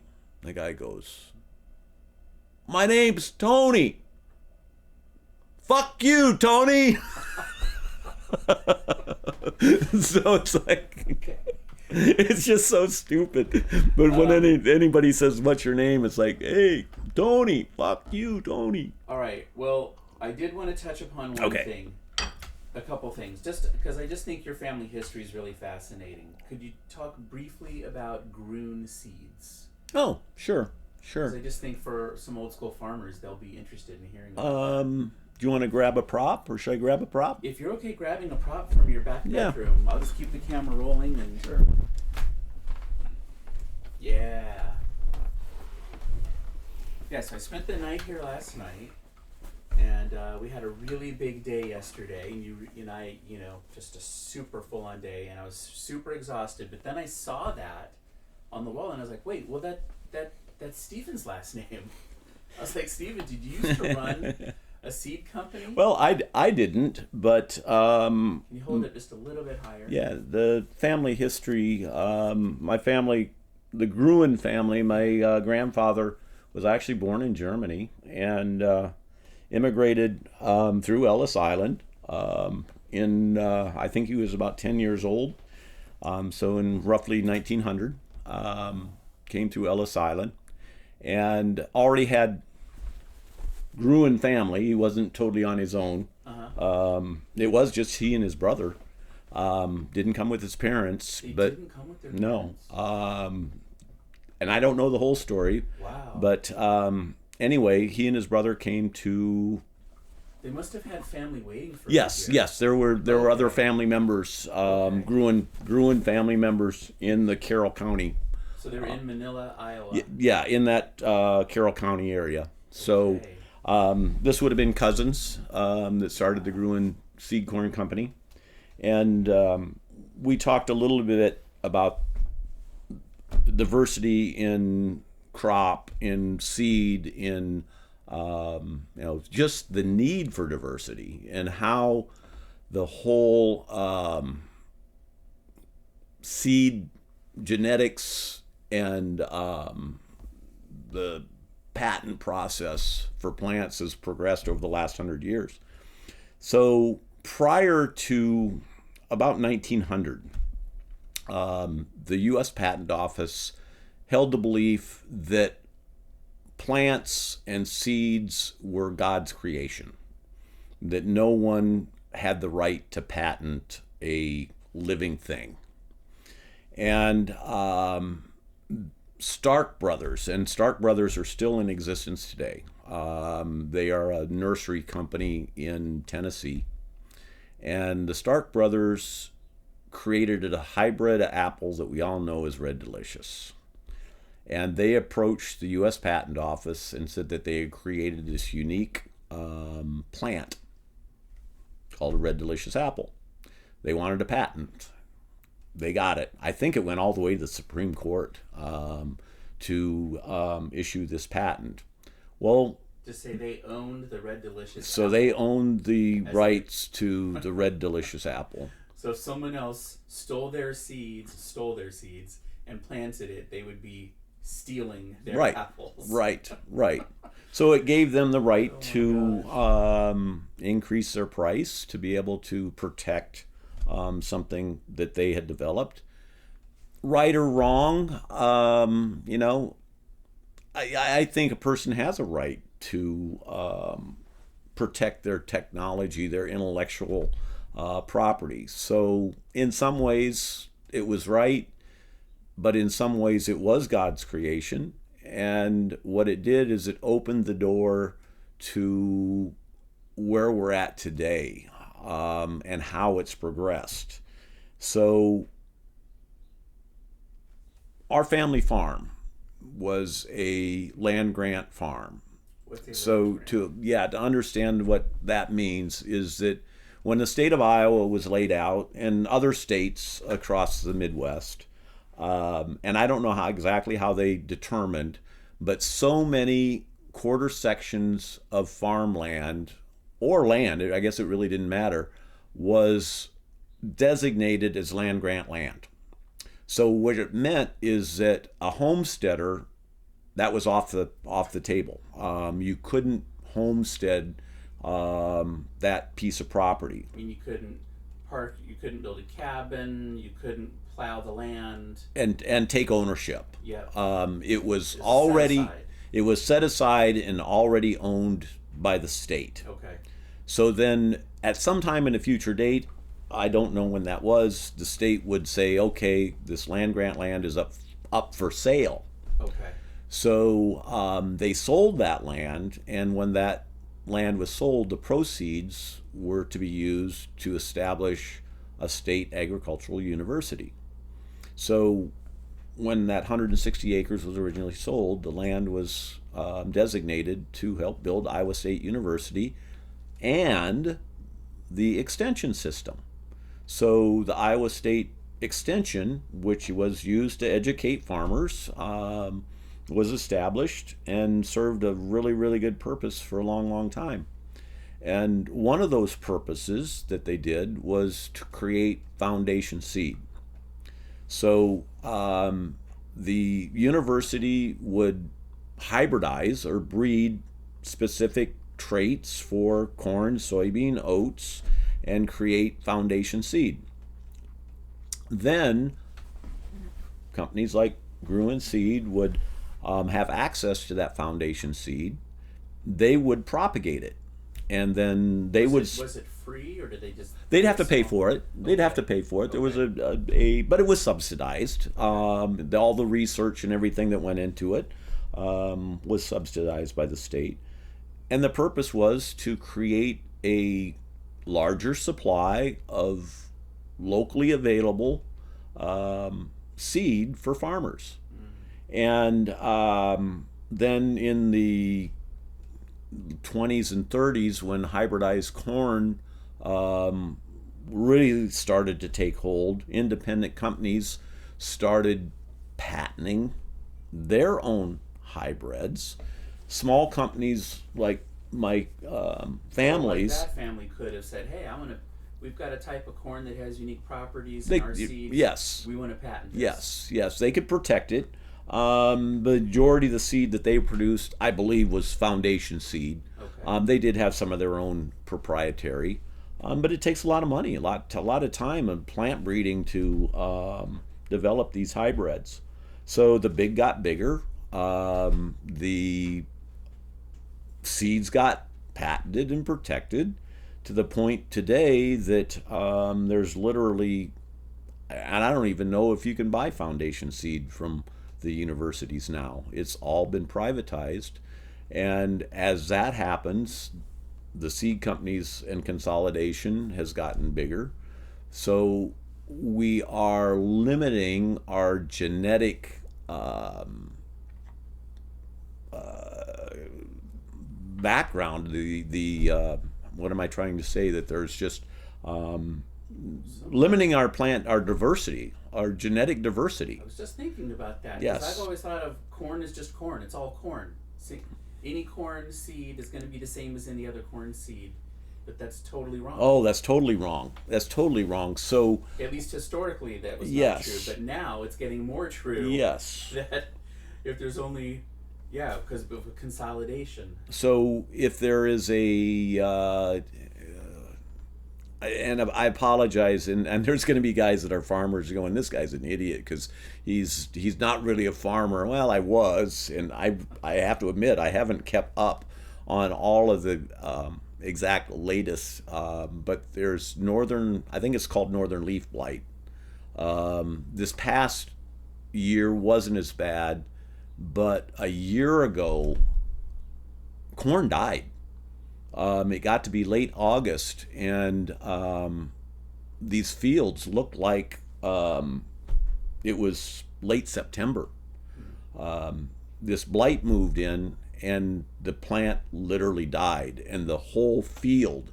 So you'd be driving along, and there'd be a field of green corn, and right next to it, there'd be a field that looked like it was ready to harvest. And that was the northern leaf blight. And the susceptibility that our food supply is to disruption from a potential COVID type event. For like a plant COVID. A plant COVID. Yeah. Or, I don't know if you want to go down this rabbit hole, but the avian influenza. If we want to. Yeah, it wasn't on my list just because Sure. there's so much to cover. But that is really interesting. So how many seed companies does a farmer interact with today in the state of Iowa, would you say? I would guess it. Farmers and seed are like farmers and paint color of their equipment. They're Let's see, red, green, and Agco, yeah, which their paint colors change on a regular basis. yeah, No, it's pretty much true, and then it comes down to whether they are conventional Roundup farmers that are using genetically modified seed, or they're trying to break free and do more conventional hybrids and seed, and they're trying to save money. There's no two ways about it that when things are good, farmers spend freely. They buy new equipment. They pattern tile. They it's probably one of farmers' not best qualities is that when things are good, they'll spend money. It's good for the Iowa economy, but then when things turn bad, things tend to crash. yeah. And to be able to look at cost cutting and ways to save money, farmers are good at that too. All right, let me just ask. Okay, so we got that. So the other, probably one of the last topics I wanted to talk about was just this area that we're in.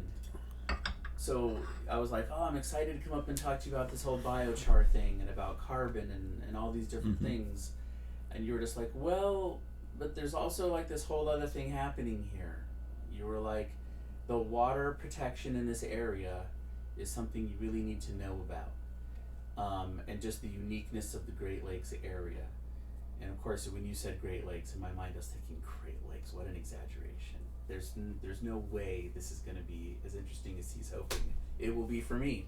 But then I got here and I'm like, oh my God, this place is amazing. How is this in the state of Iowa? So could you just sort of jump in there a little bit about the history of water protection in this area? And I will cut this next sentence out.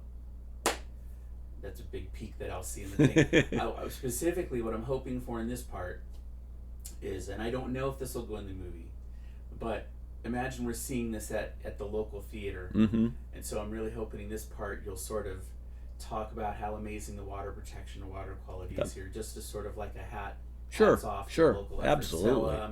So what can you tell me about the history of water protection in this area? Because when I got here, I was like, this water looks clean, and I hear that a lot of people swim here. Where I come from in Coralville and Iowa City, I'm specifically told, do not swim in this water, because I only moved here in 2024. So why do you feel like things are so different in this area? Well, first of all is the history. The fact that the lakes here are the largest natural lakes in the state of Iowa. And the joke is that Dixon County stole the lakes from Minnesota.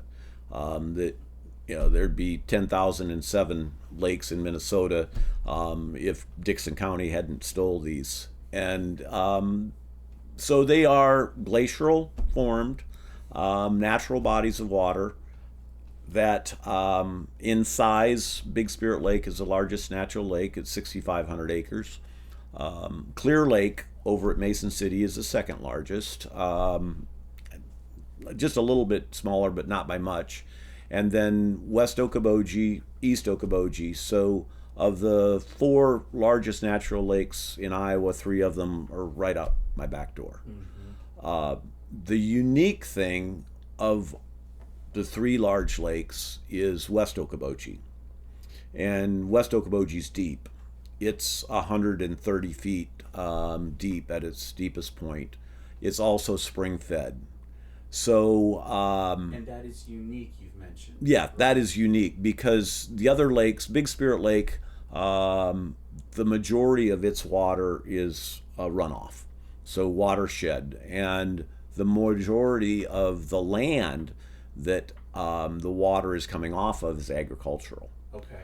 So the past history, the last 75 years or more, because of industrial agriculture, there's been a lot of runoff into Big Spirit Lake. So there's been a concentrated effort to limit the amount of runoff into the lakes. So numerous projects. And Minnesota, there's been really good cooperation between the state of Iowa and the state of Minnesota because of the large portion of watershed in Minnesota that runs into Big Spirit Lake. They don't have to give a damn. They could say, let's just flush this water down to Iowa. Historically, Minnesota, because of the number of lakes that they have, they've been much, much more aggressive on buffer strips, on sanitary waste systems, on septic systems in Minnesota. So the rules just naturally in that watershed are greater than they are in Iowa. Mm-hmm. Farmers are required to have buffer strips next to drainage ditches in Minnesota. Iowa, it's voluntary.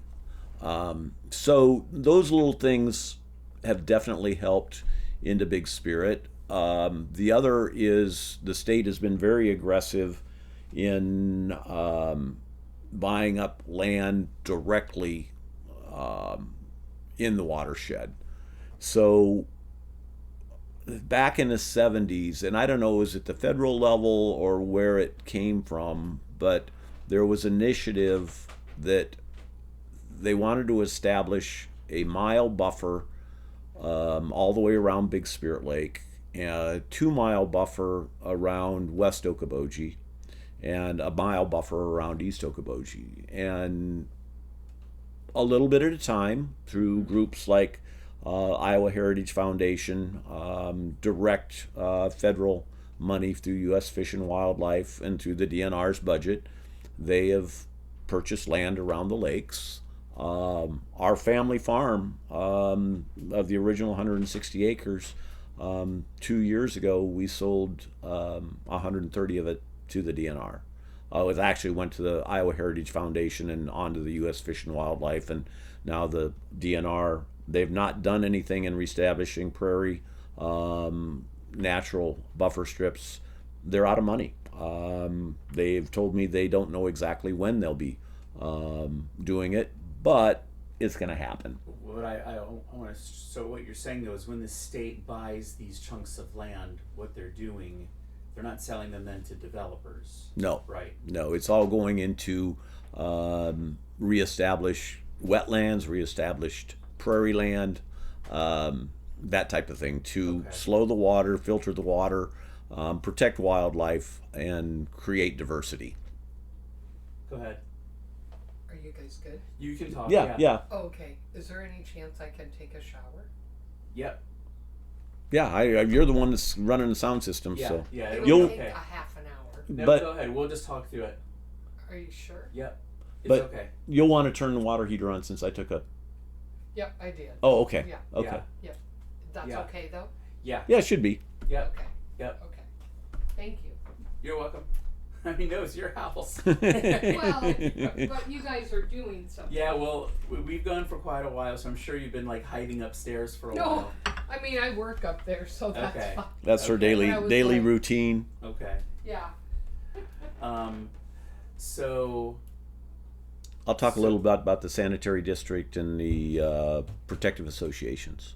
yeah, definitely. So one of the things that it's not unique across the country, but it was in fact the time frame that it was established in this area, and that is private water protection groups. So Big Spirit Lake has the Spirit Lake Protective Association, which is property owners around the lake that work with the DNR, that work with people like the Iowa Heritage Foundation, identify problems where there may be runoff issues, work with the county to establish policy on lake shores and boating issues and that type of thing.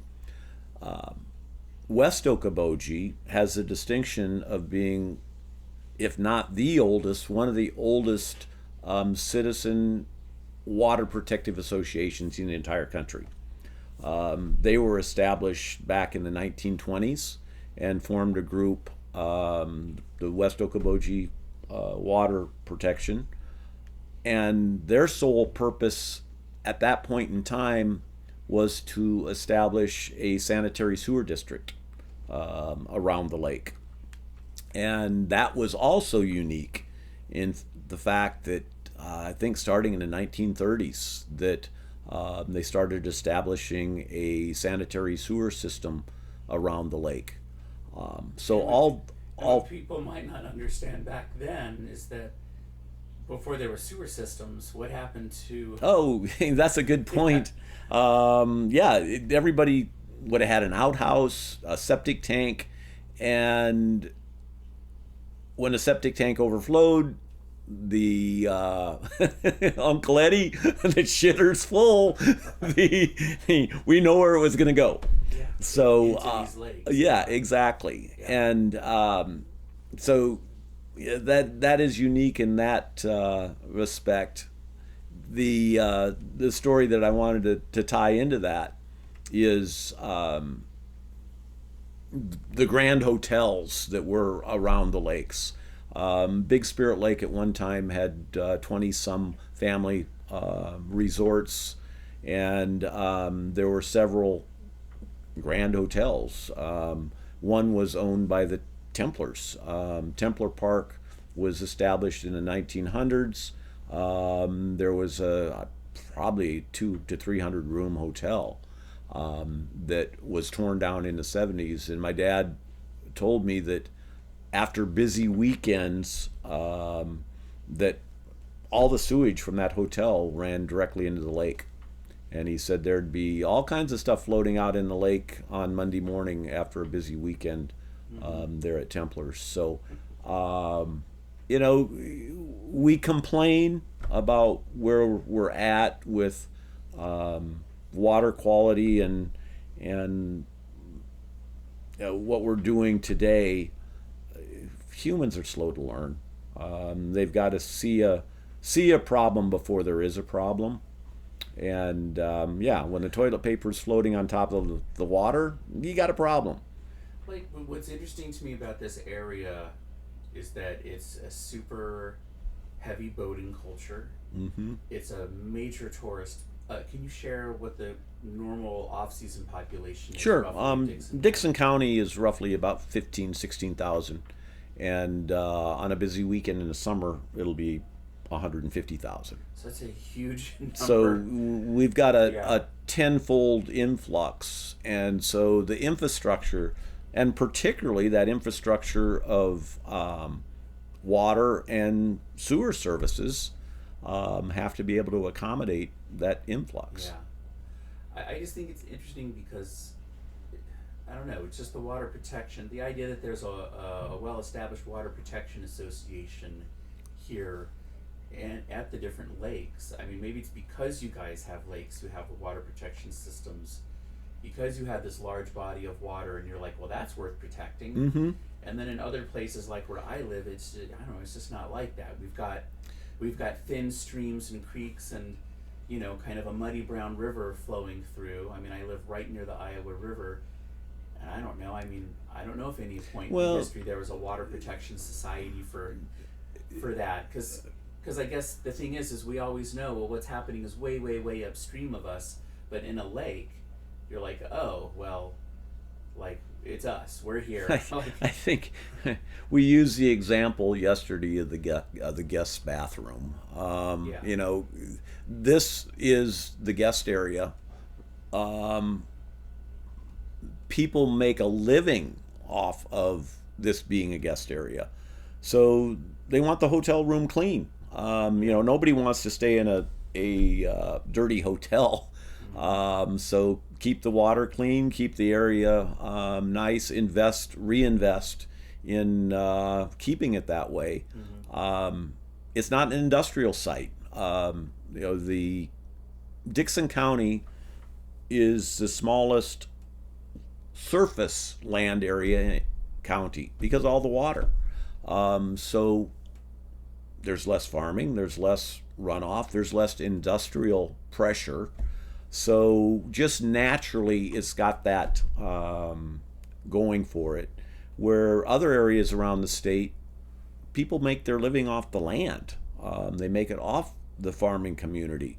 So we don't want to do anything that's going to inhibit the farmer and the farmer making money. Right. Where here, we don't want to do anything that's going to inhibit the water quality and the tourist dollars and the things that are important to the people and how they make their income here. Mm. So uniquely, we haven't talked anything about CAFOs and animal confinement systems. Dixon County put a ban on the construction of CAFOs. I think it's within 7 or 10 miles of the lakes. Wow. So that was pretty controversial. You know, the community supported it, and there was a lot of push, but there was pushback from the state level that you can't have local control. It's the state determines, the DNR determines the issuance of CAFO permits. How did you guys win? Do you know? And I really don't know the status of that, because I know that's still the fact that the DNR is the ones, and whether it was just kind of a gentleman's agreement. Wow. That, you know, you're right, we shouldn't have livestock confinement permits issued this close to these lakes. Or was it? I can cut this too, but or was it because a lot of DNR people had houses on the lake? Yeah. Yeah. Exactly. Oh man. Could you briefly touch upon what you have done in farming? So start just kind of go through. You got out of college. Yeah. So we'll just kind of backtrack a little bit Yeah. on we started on that of my background. So I'm Steve Gruhn. I grew up in Spirit Lake on the Iowa Great Lakes. Our family farm is directly across the road from the lake. When I graduated from high school, I attended Iowa Lakes Community College, got a 2-year degree in farm management. I graduated in the spring of 1980. That fall, my father passed away very untimely, age of 54. And I made a big decision at that point in my life that I was going to dive in, head deep into farming. And ironically, that day that he passed away was a Saturday. On the Friday, the commodity markets were at the highest they would be for the next 13 years. That was the beginning of the farm crisis of the 1980s. So, unbeknownst to me, I started farming in a downward slide. And there were I sold corn for under $2 a bushel. I sold oats for under $1 a bushel. I sold hogs for 18 cents a pound. I sound like a depression farmer. 18 cents a pound. Yeah, when I finally got out of the hog thing, my sows I sold for 18 cents a pound. So anyway, the what it forced me to do was to look at diversification and other ways to bring dollars onto the farm. And I started growing turf grass. In 1985, the USDA Farm Service had a program to take land out of production, and you had to put a cover crop on it. So I got paid to take the land out of production, but I put turf grass, I put bluegrass on. And so then the following year, I had a field of turf ready to harvest. And the good thing about this area and the lakes is the economy stayed, there's always building. There's always somebody doing something around the lake. There's money here. So I was able to start selling turf grass. And so I continued to farm. I was selling turf grass. The nursery that I was selling some of it to, the people wanted to retire. So in 1989, I became a partner in a garden center greenhouse operation and bought my partner out the following year. And for 20 plus years, I ran a retail garden center operation. You did that for 20 years. Yeah. Wow. Phased out of the row crop agriculture. Still had some livestock for a number of years. And so I like to tell people I've farmed by the acre, I've farmed by the square foot, I've diversified from everything from corn and soybeans to all types of vegetables and flowers.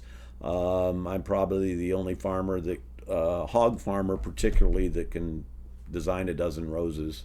We had a flower shop as well. So just a real diverse background and a real strong interest in regenerative, sustainable agriculture because of growing up next to the lake, because of understanding the prairie connection, and all of that. So I'm just really interested in this. I just thought about this for the first time. And I'm just going to insert this here as another clapper. And I hope you don't mind me saying this, just watch the hands again. Oh, sure. Getting excited. Okay, back to it. So it's just occurred to me. So, I mean, as we look across the street here from where you, at the family house across the street, so back then when you were in the 1980s, it had to have been tempting to think, well, man, one of the ways I could bring more money onto the farm, because it's the farm crisis and things are bad, is to create a hog confinement. Oh, I looked at it. CAFOs. Yeah. But you're saying that legally you couldn't even have done it. At that point in time, that's interesting. Because I the wouldn't. ban- I wouldn't have done it. But at that point in time, I think it was in the 90s. that's when the ban went into Yes, effect in the 90s. but I seriously did look. We've got another 120 acres that's further away. I personally, I didn't want the shit in my backyard, so I looked at a poultry confinement, a turkey barn, and when the neighbors got wind, it never got built, but and it was like, no, I'm not going to do that to my neighbor. I don't want to put that there, and I looked at the politics and the money, and it's like, no, I'm going to go a different route. I'm going to stay with the diversification with the garden center greenhouse side of things and go down that route. So you went out the 20 years with the greenhouse, and do you still farm now at all, or are you totally out of biz? Or? Yes. So during my years, you can't take the farm out of the boy. So my interest in regenerative, sustainable, the school here in Spirit Lake in 1989 put up a wind turbine. And it was the first public use of wind power in the entire country. And they had a sweetheart deal with Alliant Utilities to offset their power use at the school. And it paid well. The superintendent went all over the country talking about the wind turbine and promoting how they used renewable energy in the school and it offset costs. That was also the year they put the internet into the school, and they put the production data of that wind turbine onto the internet. And what it did, it created a gold rush in northwest Iowa for wind resources. The realization that northwest Iowa had harvestable wind resources that were better than West Texas. And part of that is twofold. I know more about wind power than anyway. It's wind density. Cold wind has much more energy in it than warm wind. Oh, and we're definitely chillier up here than Texas. The wind is denser, so when a winter wind is blowing, and I think it almost doubles the energy density of, say, a warm sea breeze compared to a cold winter wind.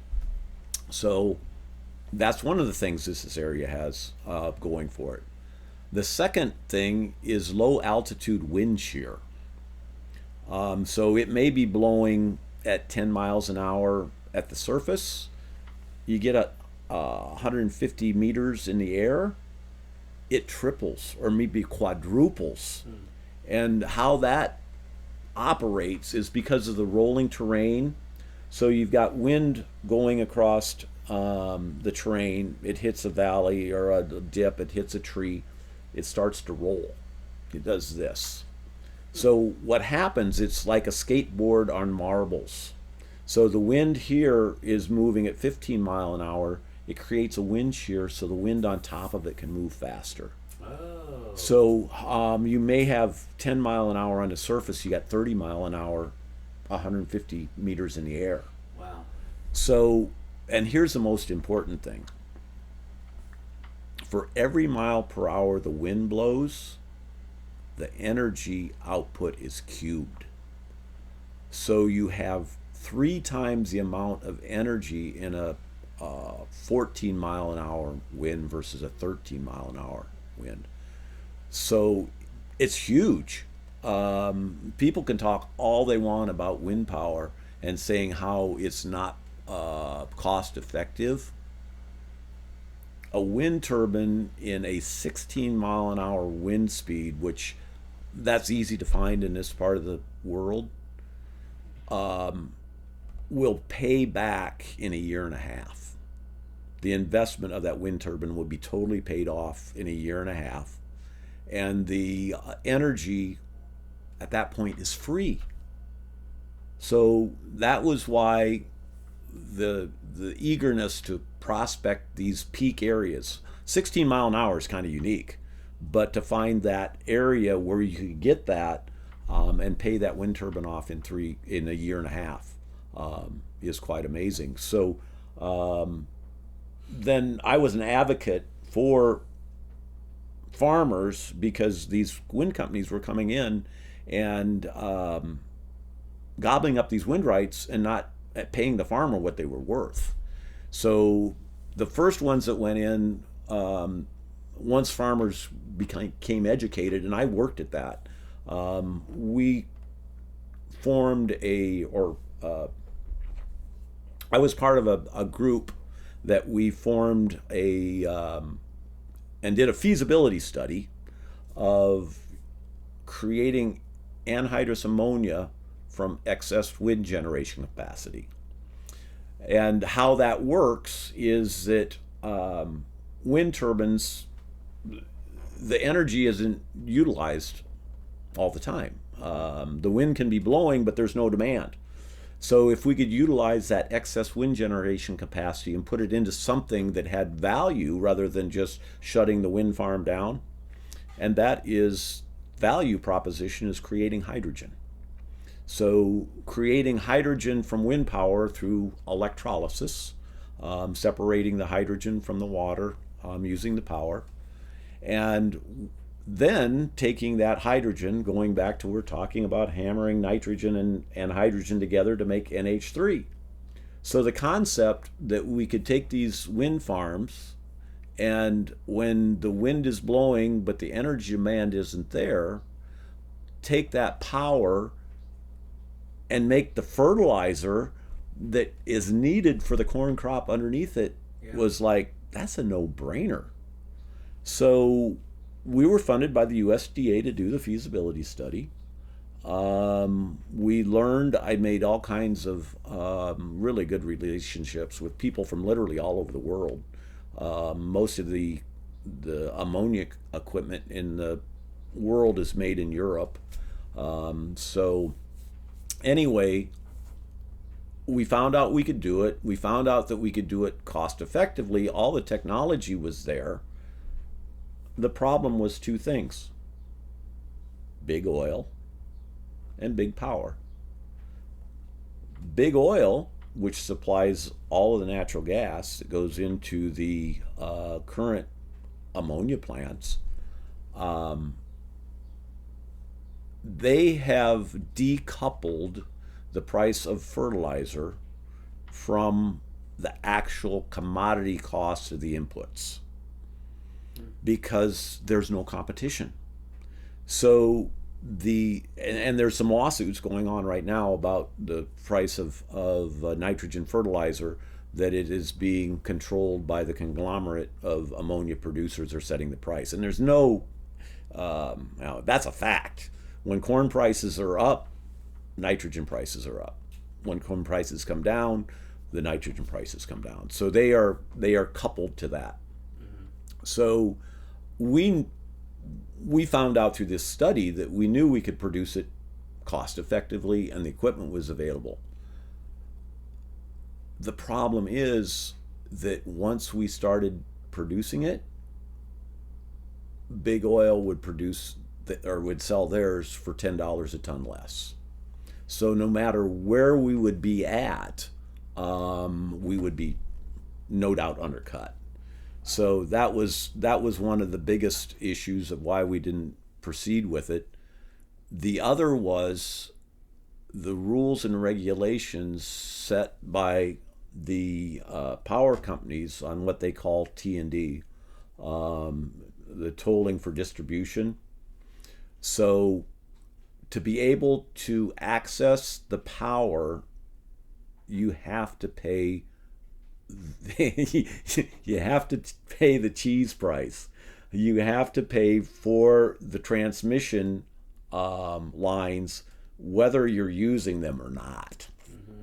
So in some ways, you got to pay for the distribution of the power. But if you're not using the distribution of the power and putting the production right there on site, you can't get around it. Wow.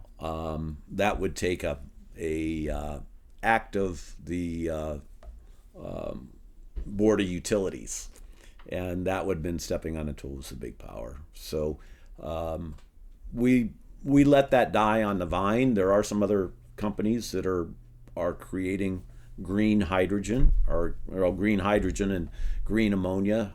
There is one plant, and I don't know the status of it. New Cooperative, I believe, down at Boone has a renewable ammonia plant there that they're demonstrating. So they're using wind power to make it? They're pulling power off the grid. So yeah, I don't know all the ins and outs on it. I just have seen that they are doing some work on it. Yeah. But the biggest thing for me was the more I learned about it and learned about regenerative agriculture, and this was 2008 when we did the feasibility study. So as I learned more about regenerative agriculture and the dangers and the effects on the microbiology of synthetic nitrogen, and it's like, I'm really glad I didn't go down that route.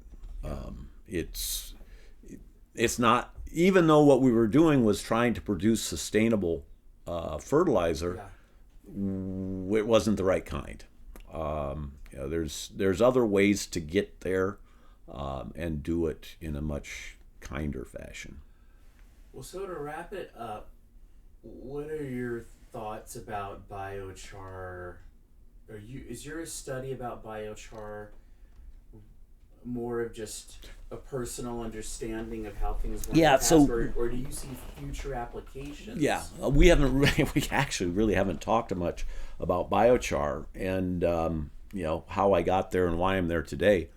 So let's just back up a little bit, and I'll give you the history of biochar and how we talked about prairie fire and the indigenous people and how prairie fire is naturally formed biochar. But the Terra Pretis, this was my aha moment about biochar. And so when they discovered these paddocks of Terra Pretis soil in the Amazon basin in the 1890s, and they realized that it was man-made, and they also realized it was, at that point, was living. It was self-regenerating. So there was no human activity in maintaining that Terra Pretis soil, but just the natural cycle. It was so healthy that it just kept rebuilding itself. And there were actually, and there still are today, companies that harvest and sell the Terra Pretis soil, and it's regenerative. These paddocks over time will regenerate, and it's the same thing that here is the prairie soils. They were self-building and self-regenerating. So after they discovered these areas, in the history books, there was the explorer Ariana. Ariana was a Portuguese explorer. I think it was either Portuguese or Spain.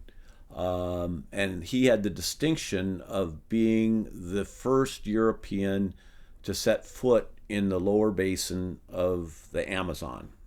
And that was in 1530 something, 1538, 1539, something like that.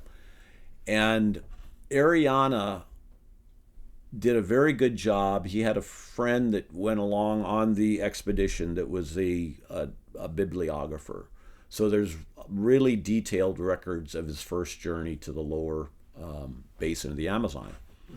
And they documented the gleaming white cities of El Dorado.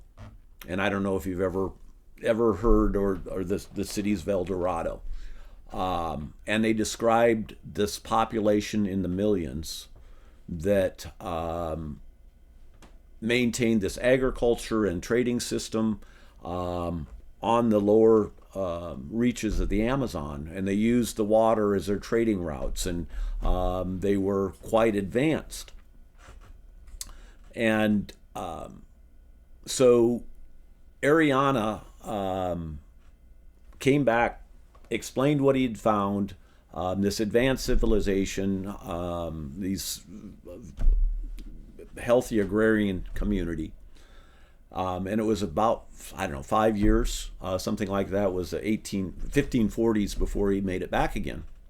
When he got back, his ships were immediately attacked. Ariana was killed. The few sailors that made out alive went back and said, there's no advanced civilization there. They're all savages. They attacked us. They killed us. So it went down in history as lore that there was no gleaming white cities of El Dorado. Jump ahead to the 1990s, the invention of LiDAR radar. So they're flying over this area that Ariana described, and LiDAR radar picks up that there was a civilization there. There isn't these little small paddocks of terra preta soil. There's literally hundreds of acres of terra preta soil underneath this lower basin, that the lower basin of the Amazon is actually a food forest, and it was cultivated at one time by this civilization. So I started thinking about it, that what really went on there? Well, when Ariana came the first time, he brought European disease. Mm-hmm. He brought smallpox, syphilis, all these things that this community had not experienced. So it went through and desecrated the population like wildfire. So when the second armada came back, of course they were pissed off. Mm-hmm. You know, these guys brought the disease that's killing us. Then I started thinking about the vectors. How did it spread so fast? And the terra preta soil, and how did they discover that making biochar and putting it on their soil created this really healthy growing environment? And how did they build this society? Well, first of all, no society or city in the world ever became a city until they established sanitation. Rome, London, Paris, they didn't establish until they had sanitary sewers. Mm-hmm. So they put pipes in the ground. They built a public facilities that handled the waste. This society was built basically at water table. Mm-hmm. They couldn't build a sanitary sewer system and pipe, and they weren't going to poop in their soup. You know, the water there, they wanted to preserve it. So they built, and this was the interesting thing about terra preta, is all these pieces of terracotta that they find broken pots in the terra preta soil. So somebody had to be the chambermaid. Somebody had to take the shit pot and do something with it. Somebody discovered that, you know, we go out and we put that on our crops, it'll grow better. Then somebody realized that, you know what, we're clearing off all this jungle vegetation, we're burning it, and we got charcoal left. What if we put that charcoal in our chamber pot? It's going to decrease the smell. It's going to create a compost. It's going to create a vector to create this amazing terra preta soil. So the guy that was in charge of the chamber pots is like, screw this, I'm just going to take it and throw it out in the field. So they're taking this combination of human waste and charcoal, adding it to their soil, and voila, they had this amazing terra preta soil that we're building. Mm-hmm. So jump ahead. Ariana shows up. brings this disease. So what are they doing? Their chamber pots become the vector for the spread of the disease. Mm-hmm. So what they're doing is they're taking whatever this disease is, they're spreading it over their food crop. And what are they doing? They're spreading the COVID virus like wildfire. Yeah. Because it's infecting their crops. So it's no wonder that it did what it did so quickly. So how does that relate to what we're doing today? Our Achilles heel, our chamber pot, our virus that's in the food system. Is that our cancer? Is that what's going on? Are we too blind to see that what we're putting on our crops is what's causing our health and disease issues? Mm-hmm. What's the shining star in this? Could it be biochar? Could it be putting carbon back into our soils and utilizing natural regeneration techniques versus synthetic that will help heal the soil, help heal the planet? That's the question. Yeah. How? What are you guys doing? So you guys make biochar. Do you currently have a place where you? So jump ahead to what I learned from that aha moment with biochar. Mm-hmm. And I don't know if we want to go down this path, but I'll relate it back to the avian influenza. So how I discovered biochar and how I got so interested in biochar was learning about the story of Ariana and the lower Amazon basin, mm-hmm. and then connecting that up with the knowledge of the indigenous people in the upper Midwest. And I'm like, how did that knowledge get transferred from the indigenous people of the lower Amazon and the Native Americans? So it all is kind of in that same time frame. So then I started realizing that, that's why the soil of our upper Midwest is so rich and so black, is this carbon. And how can we replicate that ourselves? So I was involved in the first avian influenza response. Mm-hmm.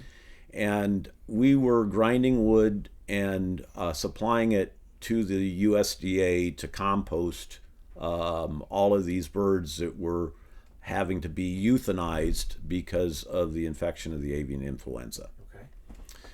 And the reason that we had this biomass available is that we had been working with a company out of Denmark that was building gasification systems. And these were simple gasification systems for heating farm buildings, that kind of thing.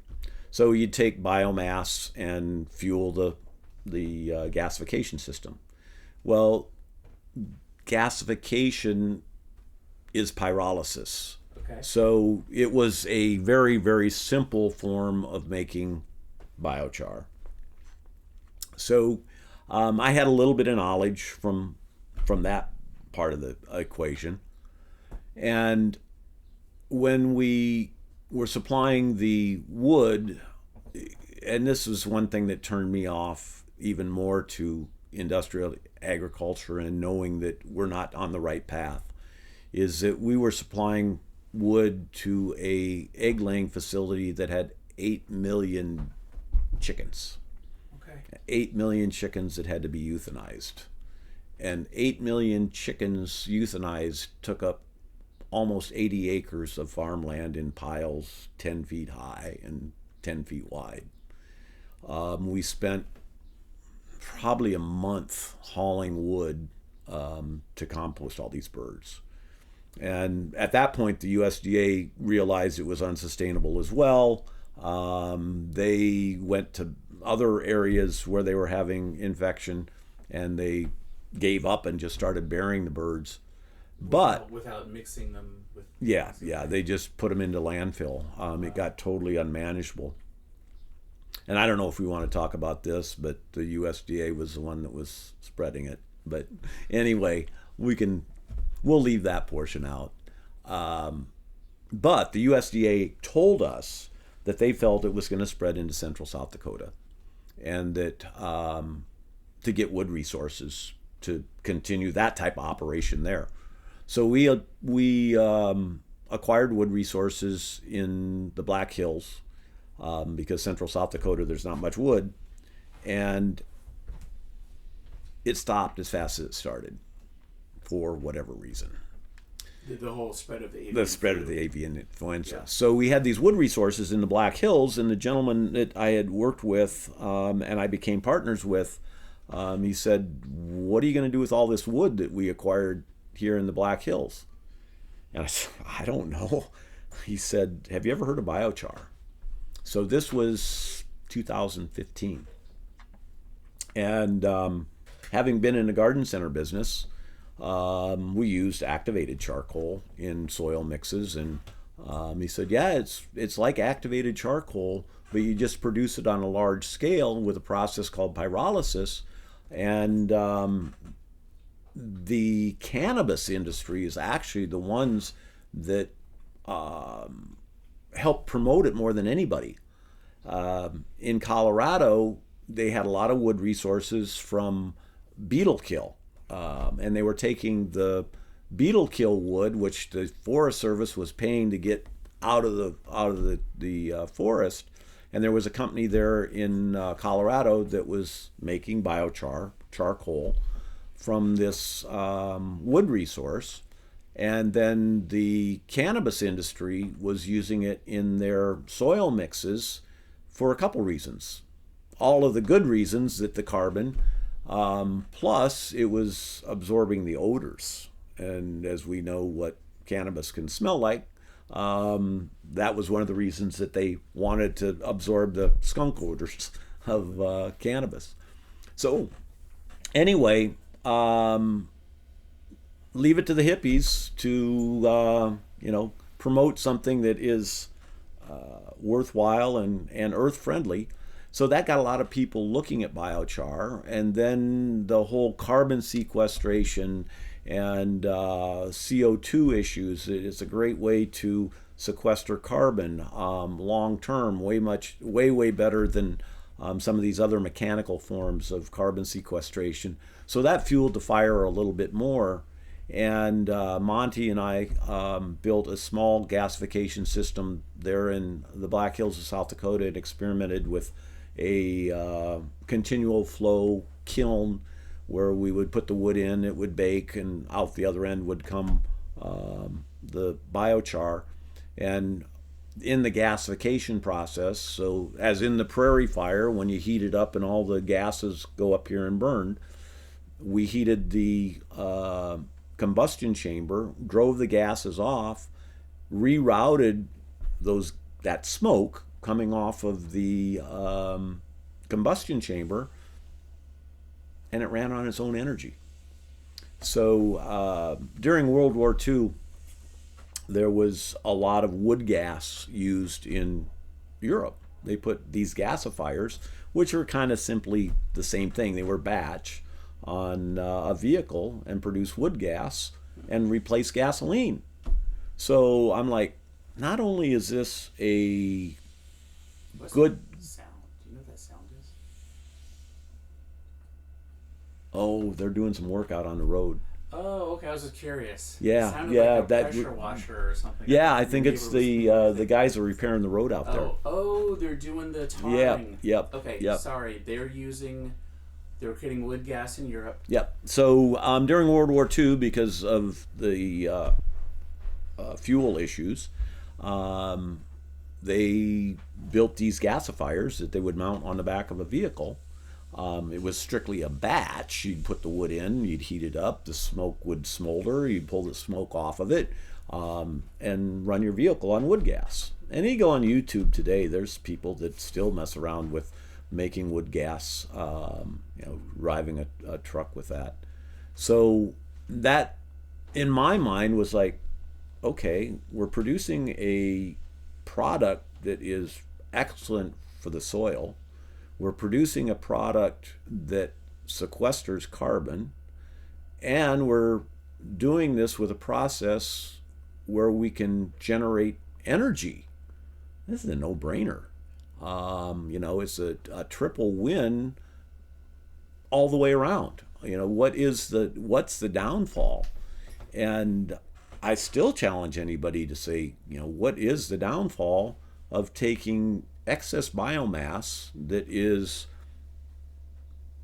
taken to a landfill, ground up, used for landscape mulch, used for just to sit there and basically rot away. Let's take that excess biomass, let's turn it into an energy crop, let's use that energy for something, and then we have this carbon left over that we can use as a soil amendment, that we can use as a water remediation, that we can use for other purposes, and that's where we're at today. So we have a machine that was manufactured in China. Southeast Asia is way ahead of this hemisphere in recycling and reusing and regenerative products. They have used, for a couple reasons. One thing is they use partially baked material as a fuel source. Traditional charcoal, hardwood charcoal. The other thing is that they understand in intensive agriculture that biochar, just like the cannabis growers, there's a lot of value in putting that into the soil mixes. So this machine that we have, we built it on a mobile platform to be able to demonstrate the viability of gasification, of generation of biochar. And our expansion plans are to use the process to create heat for other purposes.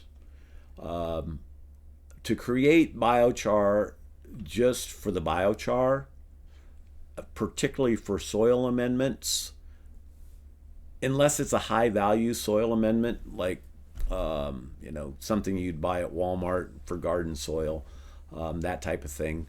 For large scale agricultural purposes, it has to be a cogeneration. You can't just harvest the biomass, produce the biochar, put it back out on the farm field, and make the economics really work. Yeah. It has to have some value add in there somewhere. And what is that value add?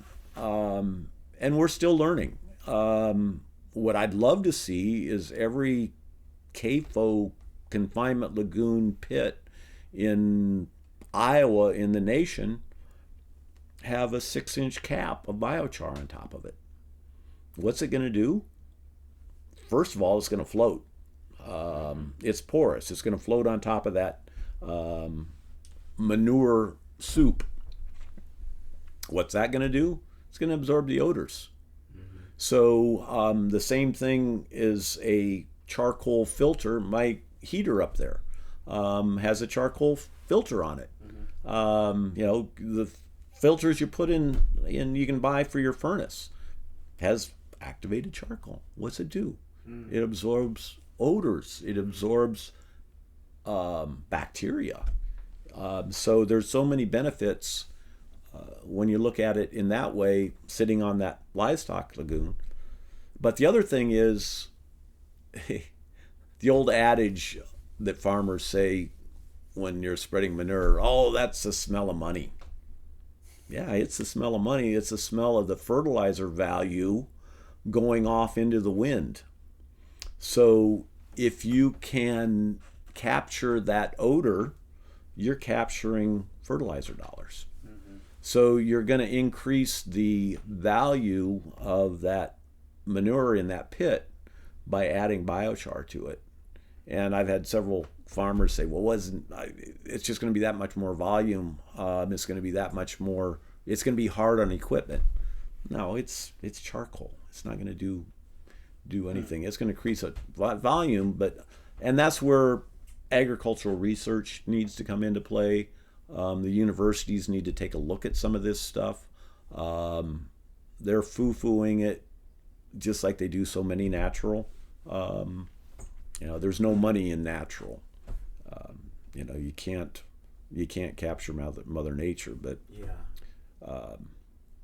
so some of the other high value uses, graphene can be extracted from biochar, and we all know or probably heard about graphene and carbon fiber and all of those kind of things. So it's a natural way of producing that, mixed with asphalt. There's a lot of it because of that carbon matrix. It strengthens asphalt. It strengthens concrete. I've been playing with it in hempcrete, using it as a natural building material, taking the biochar, mixing it with the hemp, and making a natural building material called hempcrete.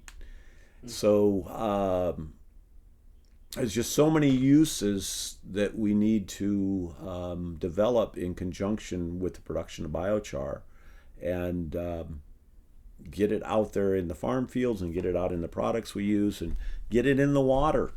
Literally get it in the water to help absorb and adsorb, because it is a magnet. It actually attracts contaminants to it. It doesn't have to absorb it like a sponge because of its magnetic.